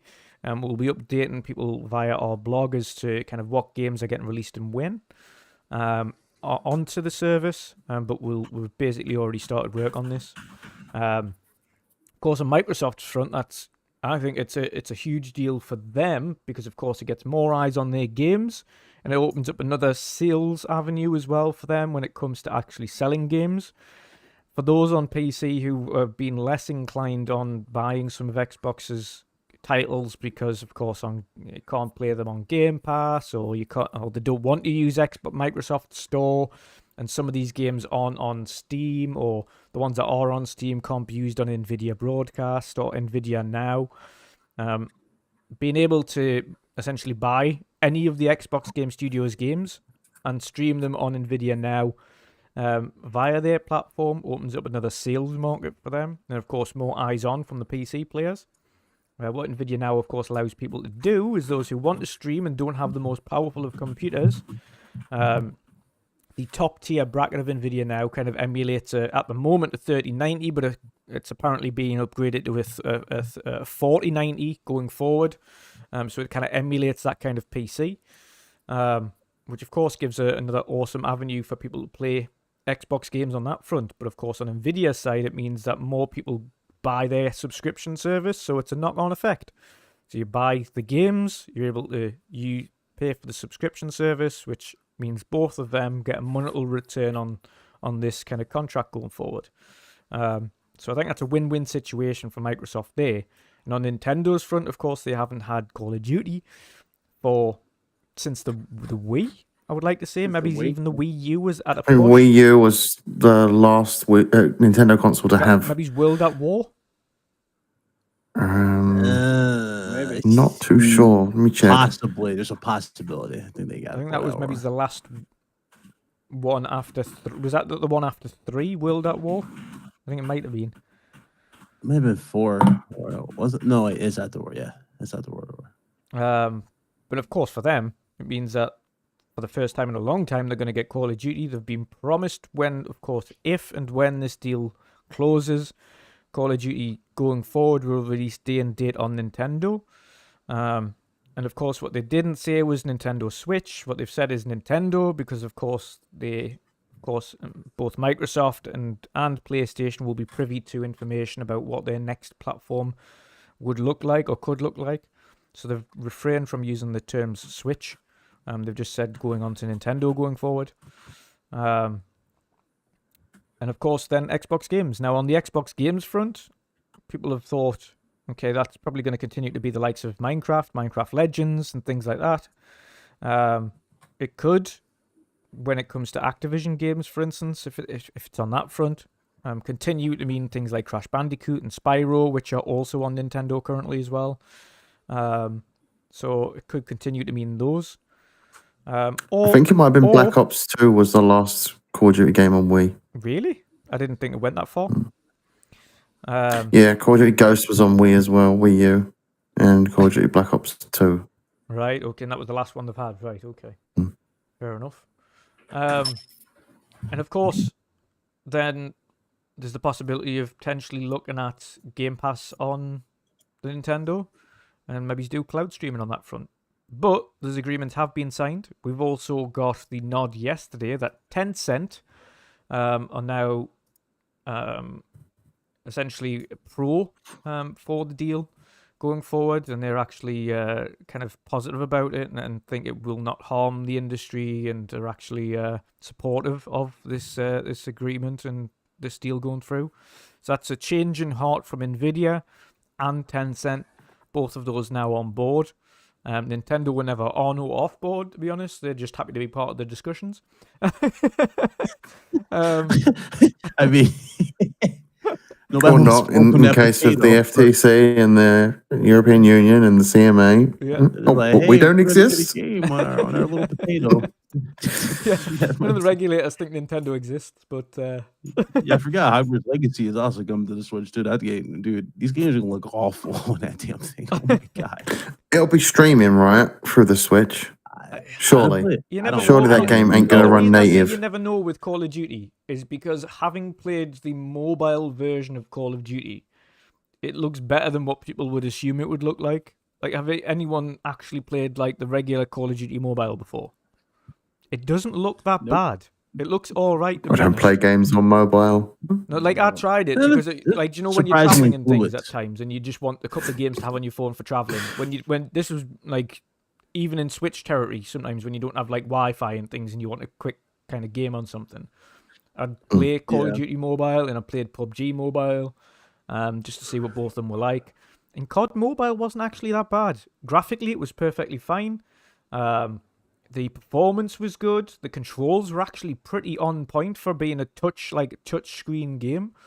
So I don't think it's going to be that bad. It's going to be an entirely different graphical look to what it is on Xbox and PlayStation. But I don't think in terms of performance-wise, it will have to be cloud. But it's definitely going to have to be an entirely different build to what is available on Xbox and PlayStation. It's going to be the same game, don't get us wrong. It's going to be the same content, but it's not going to be the same build or anything like that. It's going to be an entirely separate kind of skew version of Call of Duty. I don't know. I feel like it's just going to be a streaming thing with COD on The issue on you've Switch. got, the issue you've got there is that primarily for COD, you would need a Wi-Fi, especially on the Switch. You would need a Wi-Fi connection at all times to play it. At all Yeah, times. but Switch has games like that anyway. They do, yeah, but some of them. But Call of Duty is a bit different, where it's a cloud game that is also a multiplayer game. The other cloud Yeah, but games so they've is got on Sea of Switch are Thieves. single player games. So is Sea of Thieves, and you can do that on the phone and on anything else that's got access to Gamepass. But that's on your phone where you've got a data signal. On the Switch, there is no data signal; it's just Wi-Fi. Nintendo didn't really think out their multiplayer. Yeah. I don't think Again- you will require a streaming or a Wi-Fi connection. Yeah. I mean, come on. There are so many games on the Switch where people literally thought it's impossible to make them run and look good, like Doom Eternal, Witcher. The Witcher. Yeah. There are really games out there that can do it. They will have to do sacrifices. I don't know whether it's going to be frame rate that the Call of Duty will run for the first time at 30 FPS, which I kind of I wonder doubt, honestly. how big that game will be, like installation wise, because we already know COD is massive. It'll be huge. That's an interesting question, because we already know that some games do come to their limits with the little cartridges. Even though they have now the 32 gigabyte cartridge, it's still like Hogwarts, for instance. What does it that's on close to 80 gigs now? How will they squeeze that on such a cartridge? And that game also comes out on the Switch, by the way. Yeah. So yeah, I don't think Call of Duty. Listen, I think Call of Duty. If you look, just look at the minimum specs on PC. The Switch isn't far away from that. It's just not. So if they run that game in, I don't know, 480p, 720p, something in between that, I don't see a reason why they wouldn't be able to pull that off. Yeah. Storage. I mean, who's Good it point. even to say it's coming to the Switch and not the next Nintendo console? Yeah, there's that. Is and there also- anything in that statement they said that it is Switch that the COD games will come to, or does it just say Nintendo? So then, most likely will be the next Nintendo console and not the I Switch. mean, it's obviously they're not making one currently for Nintendo, which would mean anyway they would have to start development. So it's going to be a while till we see Call of Duty on there. But Yeah. it does mean I think it's we not gonna be could this- see. When would you unless, expect unless that? it's in cloud, in which case 24? it's no work at all. I mean, they said a it's going to Switch be Pro? day and date with every platform, so it would assume 24, but that means it would have to have already started development on it for the Switch this year or last year, and I don't think they would have. So I think it's probably likely to be 25. I mean, the console games are, or the Call of Duty games are, do have like a 3-year dev cycle. I think. So I think if the you- difference. I think the difference is this time though is that I think, especially like in the past when we were talking about the Wii the last time and the Wii U the last time the games came out on that platform, is probably the developers that worked at Activision way back then and developed on Nintendo haven't had to create many, if any, games on Nintendo Switch for a very, very long time, or Nintendo for a very long time. So the development tools and things like that, they'd have to start learning again. They'd have to get all the dev kits in for Nintendo again. I think it'll be a little bit different, put it that way. See, Unless they start sending them out Nintendo- now in anticipation of the deal closing, and say, right, okay, get cracking on next year's Call of Duty. This year's there's a write-off. It's not happening this year, but get cracking on it now. Get a team ready to rock and roll and get it on the console for next year. You never know. So Nintendo and Microsoft have been very friendly. Oh, they always have been. See, I wouldn't be surprised if Microsoft and Xbox are possibly helping them with their next console. Yeah, that wouldn't be a. I don't Too think so. far-fetched Why an would idea. they? Why would they? I mean, Nintendo has been fantastic in developing their own hardware. They just have.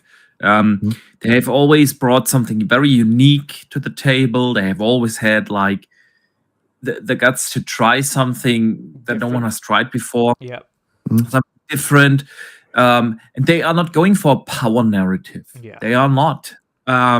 The last time they did that was with the GameCube, and it didn't turn out very, very well for them. So I don't think the next one is gonna go in that route. On the contrary, I think if someone could learn something, then it's probably Xbox if they try to decide to make a handheld. Yeah. But Why would they need to do that if they partnered with Nintendo? They've got a handheld device there already. Well, see, that's That could be Xbox are going down the thing that they're doing together, And- working together. And Yeah, I know. like you said, Jen, that helping them doesn't necessarily mean building it. It could Yeah, be it could just, just be. we have Microsoft have so many partners in the PC space. When They I could say helping, I help don't them mean it. get it- the parts it- cheaper. I don't mean it will be them literally helping them build Yeah. their console, but when it comes to information, Yeah, put them in contact with people that that contacts. supply. Yeah, I just wouldn't write that off the table. Microsoft and Nintendo have been very, very friendly. Some Xbox games have come to Nintendo. There's statements out there that suggest more games are going to Nintendo, not just the Call of Duty. So I wouldn't write that off. Phil Spencer is very friendly with Nintendo. He's very friendly with the previous leader of Nintendo Reggie. America, Reggie. So I wouldn't be surprised if they are in contact a lot with each other and helping each other out both ways. We just don't know. yeah. we don't know. True. I still don't think it's gonna happen. I mean, you're probably right, but like if you look at Nintendo's relationship with Xbox, it's far better than Xbox's relationship with Sony. yeah. True. The relationship is good, but their hardware is not. That's the problem with Yeah. Nintendo. So that's where the complications really come. So Definitely. by the time this stuff really starts happening, I really don't expect to see anything on the Switch until we get the Switch. I wouldn't be surprised if someday, maybe in the next 5 years, there's some sort of announcement where Gamepass comes to Nintendo, the next Nintendo console. I see that. I can see it. What do we all make? I mean, Boxy, what do you make of the NVIDIA contract? Because that was a little bit more out the blue than anything else. Like, we knew about Valve. That and was Steam getting one. it. Yeah. I mean, we basically kind of knew already about the Nintendo thing because Microsoft literally said so. Hey, we intend to even broaden it to Nintendo consoles. So that didn't really come as such a surprise. The NVIDIA thing I did not see coming. Yeah. Honestly, that was the one that took me by surprise. And it was not even just about Call of Duty. Yeah. That's the weird part about this. They literally said, we are going to bring like Every Xbox tons studio of game. The full slate. The yeah, full slate full of slate, Xbox games. the PC Gamepass games. We will bring those to the console, to the streaming service, and that honestly took me by surprise. I did not expect that. I don't know whether that's a smart move per se. Maybe they just don't see NVIDIA as a. No, it's not. It's NVIDIA, like GeForce now, to be able to. Yeah, that's play them, NVIDIA. You have to own them. That's NVIDIA. Yeah. Basically need that. So for GeForce Now, you have to own the games in order to play them. So for their perspective, Microsoft still gets sales. Yeah. I understand Yeah. that, but then I also, again, I don't know, why would you do that unless you don't really see the company as a competitor per se? Oh, you know, if that makes sense. Yeah. Well, I don't think they Um, see GeForce Now as a competitor, but I think the reason they did it was to allay fears that they were going to be trying to be dominant in the cloud gaming market, which is the main reason for doing it. And NVIDIA's main issue was, we have GeForce Now. If you've got this cloud gaming service, how do we know that you're not going to dominate it and we'd be crushed? So they're like, we'll have all of our games then. Well, you can put our games on your service, no problem. Yeah. That's the main True. reason they've done that. Absolutely. I mean, how do we not know that Microsoft isn't helping in some way? And I don't mean building, but helping Nintendo with streaming their games in other locations. I think you know what it is. Nintendo's cloud streaming for games that are only available on cloud they stream really well. Surprisingly Very well. actually. So I don't know what cloud tech Nintendo are using, but for the games that they are using for streaming the cloud only games, they stream pretty smoothly. Yeah, the thing about last thing I remember we talked about Microsoft helping them with was the multiplayer aspect of Nintendo, and we didn't really get an update on that since. So I don't know if that was true. So hopefully that does actually happen. They need that. Yeah. So it's definitely interesting. I mean, does anybody here actually try GeForce Now? I have. And it's actually pretty damn good. Yeah. It took a while till Xbox xCloud was at that quality. Honestly, the latency is really well. The image quality is really good. GeForce Now is a great service, man. It's a fantastic service. Very well worth the price. I mean, you get a lot. Like, when you compare that to like Stadia, what they offered, at least here you get like 3080 level kind of graphics. That's like, and very soon they upgraded, I think, to the 3080, which is incredible. Yeah. So people will like really get fantastic graphics, like top-notch graphics through it. So yeah, man, the service itself is a really good one. Yeah, Definitely. I think someone pointed out a kind of a flaw on the sub-services actually, where they've got a gap where they could put something else in. So they've got a 1080p streaming version, and they've got a 4K streaming version. One of them's like less than £10. The other one's like £15. But there isn't the middle ground 1440p. Bang in the middle, the 2K streaming, that they could have another mid-ground service, which would be like maybe 12 or something like that. That would give performance and sharpness on the streaming. I don't think you need 4K streaming when you're playing on handheld, for instance, which you can do on GeForce Now. And you certainly don't need it if you're on a smaller monitor. You don't need 4K, especially if you haven't got a 4K monitor. So it would make a lot of sense having that middle ground one as well. So I think it's something GeForce could look into. But again, I think it's a win-win situation on both fronts, personally. I think for both Microsoft and NVIDIA. I think Nintendo's the weird one. Yeah. I still don't know really what Nintendo got out of this other than Call of Duty so far, but I'm guessing we'll find out in due course. I mean, they get Call of Duty. Yeah. Come on, that's like... That's a big thing. Oh yeah, there are only few games that are as big as Call of Duty. So, and honestly, I don't think that that Nintendo really cared. Yeah. So for them, it was like, oh, nice, we get Call of Duty now, and bam, deal done. So, yep. Mick, what did you make of yesterday's announcements? Because I know we briefly touched on it yesterday as well, but what did you make of all of the announcements that were kind of going on yesterday as we're having this meeting? Yeah, it was interesting to see a lot of it. It does feel it did feel like this whole thing was possibly a setup by Microsoft, knowing that they were going to make all these deals with all these companies just to leave Sony sat in a corner sulking about it.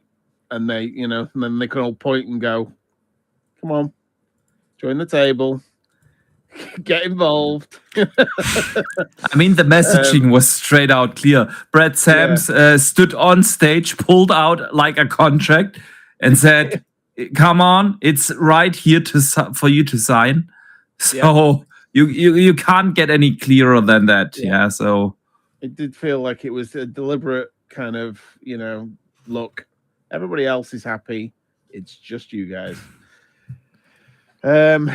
Yeah, and like I say, nice even on that note as well. Sorry to interrupt. Even on that note, we also saw the likes of Tencent come out yesterday as well and release a statement saying we have no objections to this. Like we think it's good to go.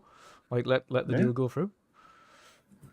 I mean, Tencent don't have much of a leg to stand on, really. Anyway, do they? But yeah, they were initially one of the objectors. They were initially one of the objectors. So. Yeah, but it's the more the merrier, and it's good as well because getting to play these games in more places is good. So it's only going to benefit us. Yeah. So why not? Well, like I say, some of these live service games, and you've mentioned it yourself, like Sea of Thieves on Switch and things like that. Like some of these live service games would make sense on other platforms.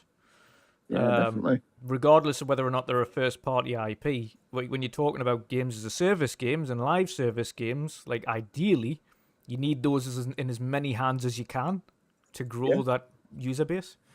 And Microsoft are very limited as it stands at the moment with Sea of Thieves because they've got PC and they've got Xbox, and that's it. Yeah. Where they could have potentially.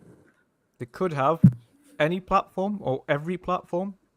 It depends on what they want to do with it. But I think live service games, they should be everywhere. Definitely, yeah. Yeah, more the merrier. Yeah, so I'm happy with it. I think it was good. I think it was a good idea, and hopefully it's gonna speed up this process so we can stop talking about this damn deal. Yeah. It's they're dealing with fatigued. Oh, absolutely. I think it's coming to the good thing is I think you can tell we're kind of coming to a head with it all now because things are starting to get done slowly but surely. We're on the final kind of meetings for all of them now. We're on the final meetings for the FTC. We've got the final meetings already now. The deadline was today for the CMA. So the final meeting and the final deadline for the for putting in remedies, etc., was today for the UK. And Europe, of course, had the meeting just yesterday. So I think we're coming to a head now. Over the next month or two, we're going to start seeing the decisions. And I think it's going to be like a lot of people expect, pretty much like a bowling ball in a bowling alley. When one of them goes down, they all start to follow. And I think as long as the EU and the CMA give it the green light, I think then the FTC will follow. But it depends on whether or not these regulators see as somewhat of a competition. If the FTC want to get ahead of the game and be the ones that say, "Oh, we've managed to get the remedies in first to approve it," and kind of gloat, then they'll do that. We know what the FTC are like at the moment. They want to kind of be the first to do things, but they're also in a bit of a mess right now with people quitting left, right, and centre. So we'll see. Big Cloud, what about you? What do you think of it? I'm kind of mixed with everybody. Like, yeah, it's cool. A lot of good. And there's a lot of towards it. I mean, Nintendo thing. Nintendo, we probably won't, like I just said, we probably won't see the results of that until we get the beefier hardware. I mean, if they do get it working on the Switch in time, my thing is this: who's really excited to play Call of Duty on the Switch? You know what I mean? So I don't really care about that. Everything involved in GeForce, all the games with PC. Again, great. That's good. That means you're pretty much you're basically making not really the switch, right? But the merge between your console and PC that much more seamless. So when like they eventually do get to that point, like we're like, you know what? Damn, I don't really need the console. If I really wanted to get into this, I can just get a beefy graphics card, have all the bells and whistles, and have everything work as seamless as possible, optimized, and boom, if they ever want to have that option. And there's a lot of people who do want that. They want that performance. And you're seeing a lot more people do that. They jump more to PC, or they'll wait for the mid-gen refreshes. Even though I don't think we might get mid-gen refreshes this gen, but I don't think we are personally. I don't think they need them. And the reason why is because we've kind of prolonged this gen just with the fact that it was already cross-gen for a minute. I don't think we need next-gen console or mid-gen refreshes yet. But but you think we need them? I don't think we need them. Oh, we need I them. think Absolutely, we need them. Mid-gen refresh? I mean, personally, we haven't really maxed out the consoles yet. But I mean, you're talking about down the road for performance, I'm guessing. What you guys saying? What'd you say? Is that what you're going towards? Yeah, a bit more down the road.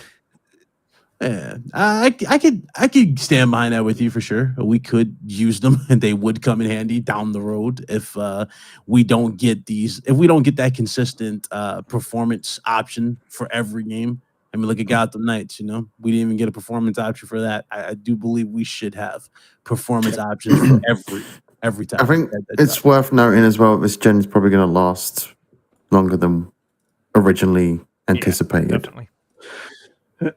Yeah, that's true.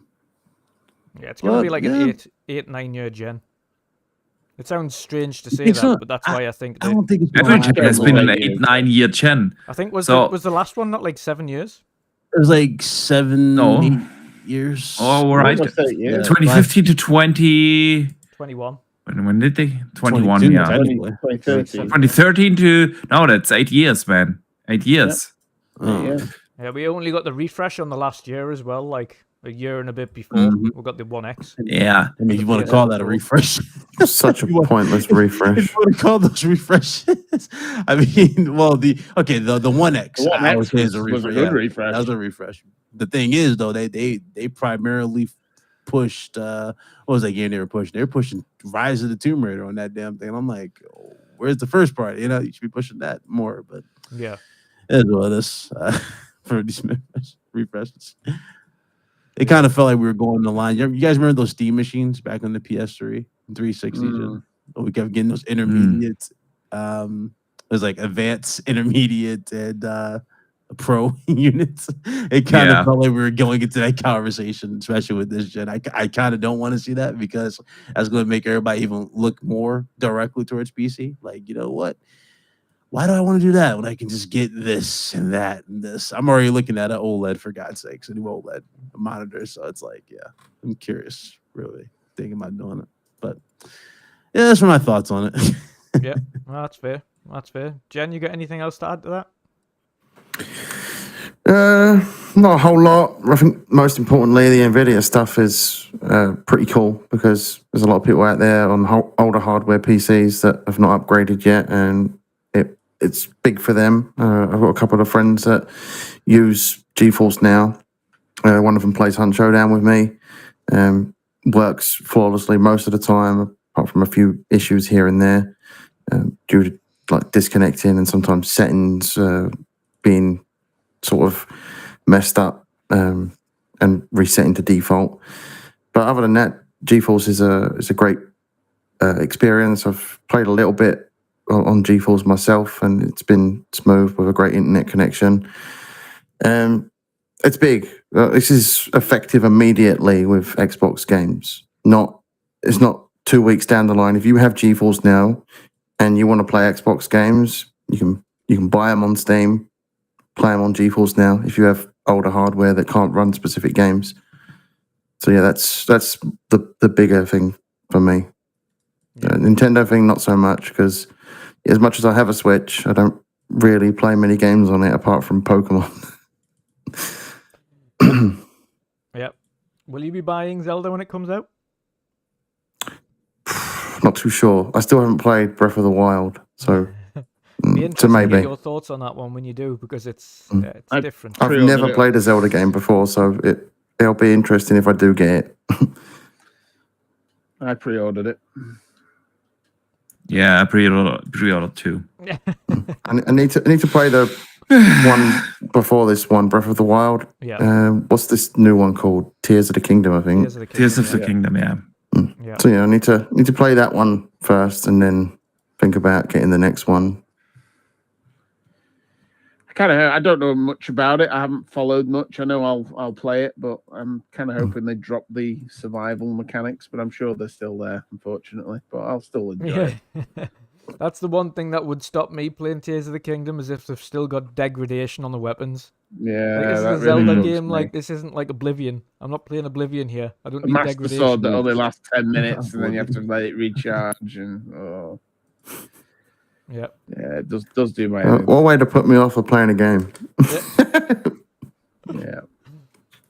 But yeah, I mean, otherwise, it's a good game. It's just the weapon degradation did my head in. Like, if they didn't have weapon degradation, I'd have probably played more of it. But it did. And I didn't like that. Yeah. Other than that, it's a nice world, very beautiful. Yeah. There was Look one good. thing I wanted to bring up about this, because Brad Smith tweeted about this, and his tweet is kind of odd. Because he says, we've now signed a binding 10-year contract to bring Xbox games to Nintendo gamers. But the below attached image just mentions COD. Yep. Yeah. Has he come out I and would cleared pay up more what he meant by attention to that? that. Honestly, the guy was at the press conference. The guy was probably just tweeting something. I wouldn't read too much into that wording, honestly. Yeah. Yeah. Yeah, he's like I say, he's VP of Microsoft. He's one of the chairman of the board. But he's notoriously, previously, had literally nothing to do with Xbox or games, for that matter. So I think it's just, unfortunately, just a misinterpretation on his tweets, what he's put out in the wording. I don't think in terms of games it'll stretch any further than Minecraft, and Call of Duty, and Crash, if there's a new Crash, for instance. I think those games that are already there will continue to be there, and Call of Duty will be the new one that continues. But other than that, I don't think there's going to be any additional things going on there. Agree. Yeah, it was a bit of a weird one. Yeah, so there we go. He clarified in another interview. Thank you, 3-Bit. He clarified in another interview that he meant just Call of Duty games. Okay, I didn't actually catch that, so... Yeah. I thought as much. Yeah, this is an issue when they're in charge of their own tweets and not have a PR person doing it for them. Very much, yeah. Oh dear me! But that wrapped up the topics for the show today. I hope everybody enjoyed the conversations this evening. It was great to have 3-Bit back on the panel again, and hopefully we're going to start to get into that season there. We've got some awesome games we've already played, a lot of big Game of the Year contenders already in both Hi-Fi Rush and in Hogwarts, and Dead Space for those who have loved Dead Space. Yes. So a lot of awesome games so far, a lot of awesome games still coming up that are releasing right now. But let's get to our outros first and foremost. BitCloud, again, great to have you back, brother. Let people know what you've got coming up and where they can find you.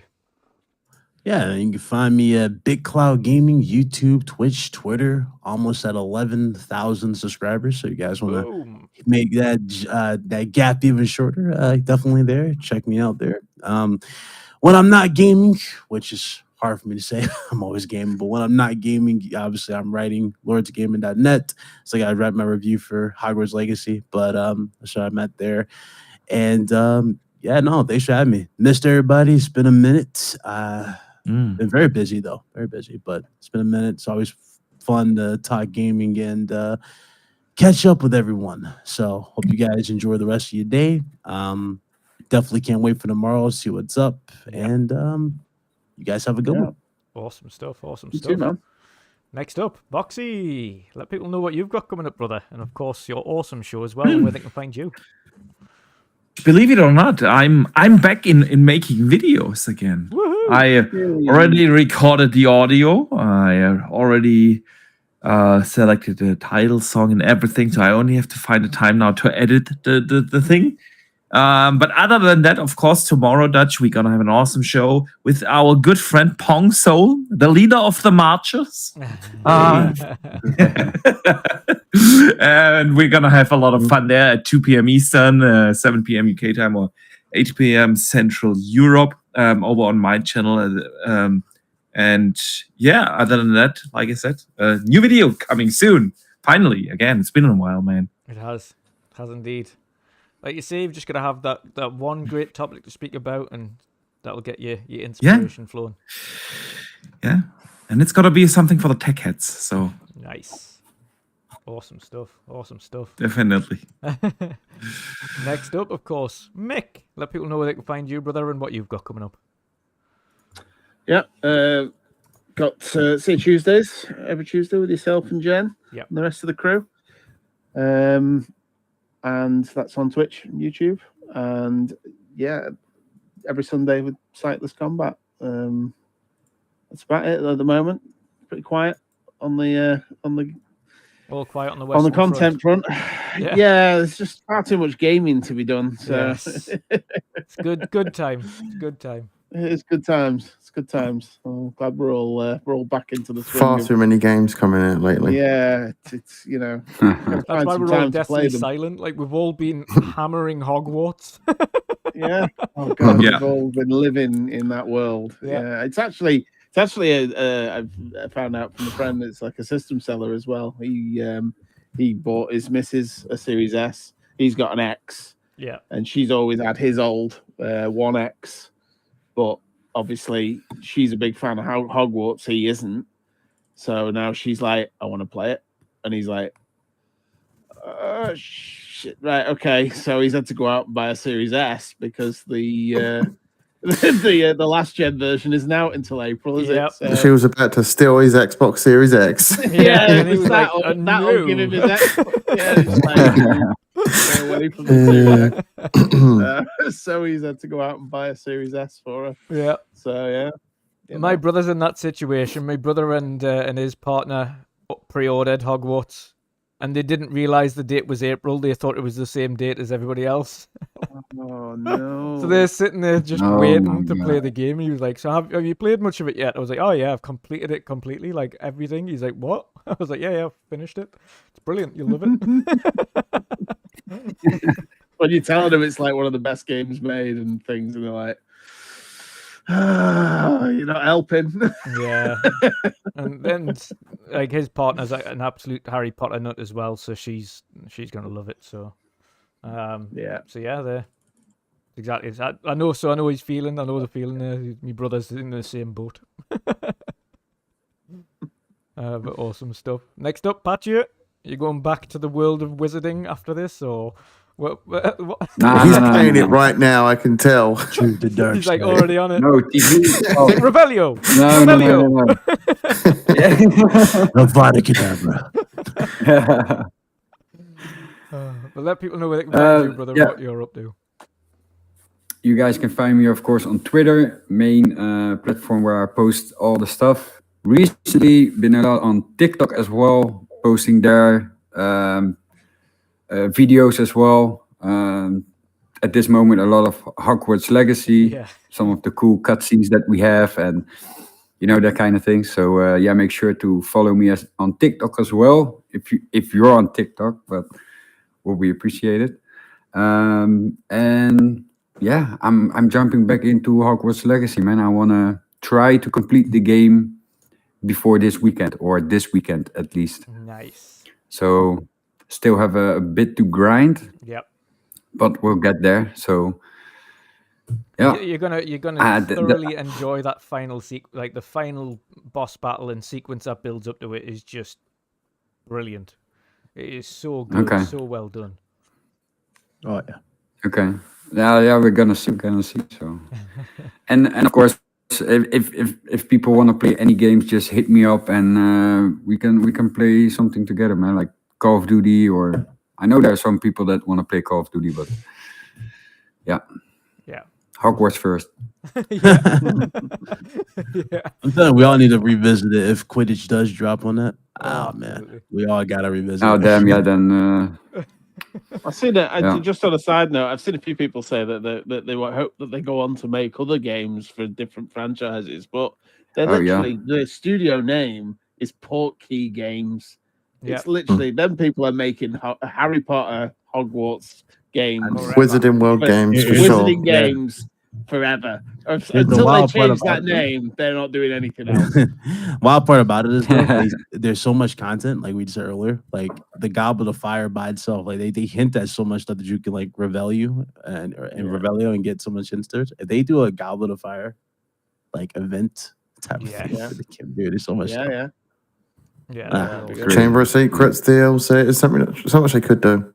Azkaban. I mean, Yeah. You only go there once if you're a Hufflepuff, and it's like tiny. I know the worst house they put the Azkaban. I did that. Yeah. I tell you what, though, you're not missing a tremendous amount. Yeah, you're not. It's like literally a few seconds. Of Yeah. them Slithering all the way. Slithering all the way. That's what I picked, and it's like Slytherin has like probably the most loyal storyline out of all of them in a weird way because you like everybody else gets all the other stuff. It's crazy, but I guess they figure, oh yeah, Slytherin is not bad. How are you going to be a Hufflepuff and go to Azkaban? That's what I don't understand. I'm thinking, okay, that's definitely going to be locked behind Slytherin. No. See, I would have expected it to be Gryffindor because, like, how attached, like, Sirius Black was to, and it being a crucial part of Harry Potter's story. Oh man, You would think so. But Never There you mind. Maybe no. But yeah, last but not least, of course, General C. Let people know where they can find you, brother, and what you've got coming up. Yeah, you can find me either on Twitch or on Twitter. The name right below my name there, the @ General C. That's how you can find me. I'll be streaming again at the weekend, playing some Hunt Showdown as there's Twitch drops. I might even stream a little bit tomorrow because it is the 5th year anniversary of Hunt Showdown. So yeah, I'll probably be streaming tomorrow evening at some point. Awesome stuff. Awesome stuff. Sweet. And of course, for everybody who wants to go and follow these guys, all of their names, websites, details, everything you need in order to follow them is down below. So if you're not already subscribed to these gentlemen and all of this on their social platforms, go and do that now. And of course, thank you everybody for stopping by. Thank you for everybody who was in chat and shared comments and opinions and things like that. It's absolutely awesome to see you here. So thanks for the support.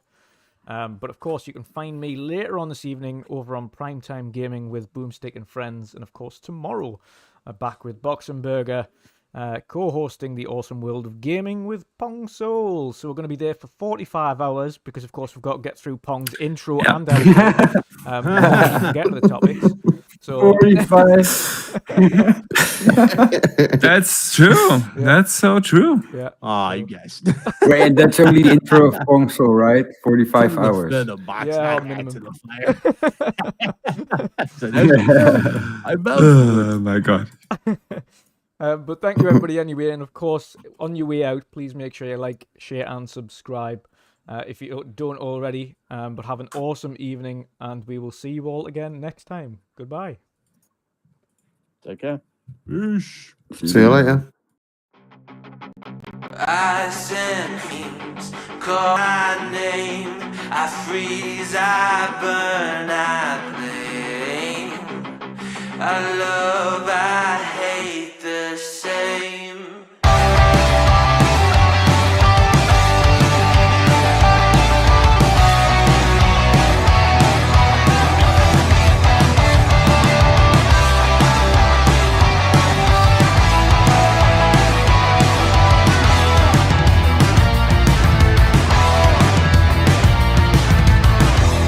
It's on my face, I cannot hide from the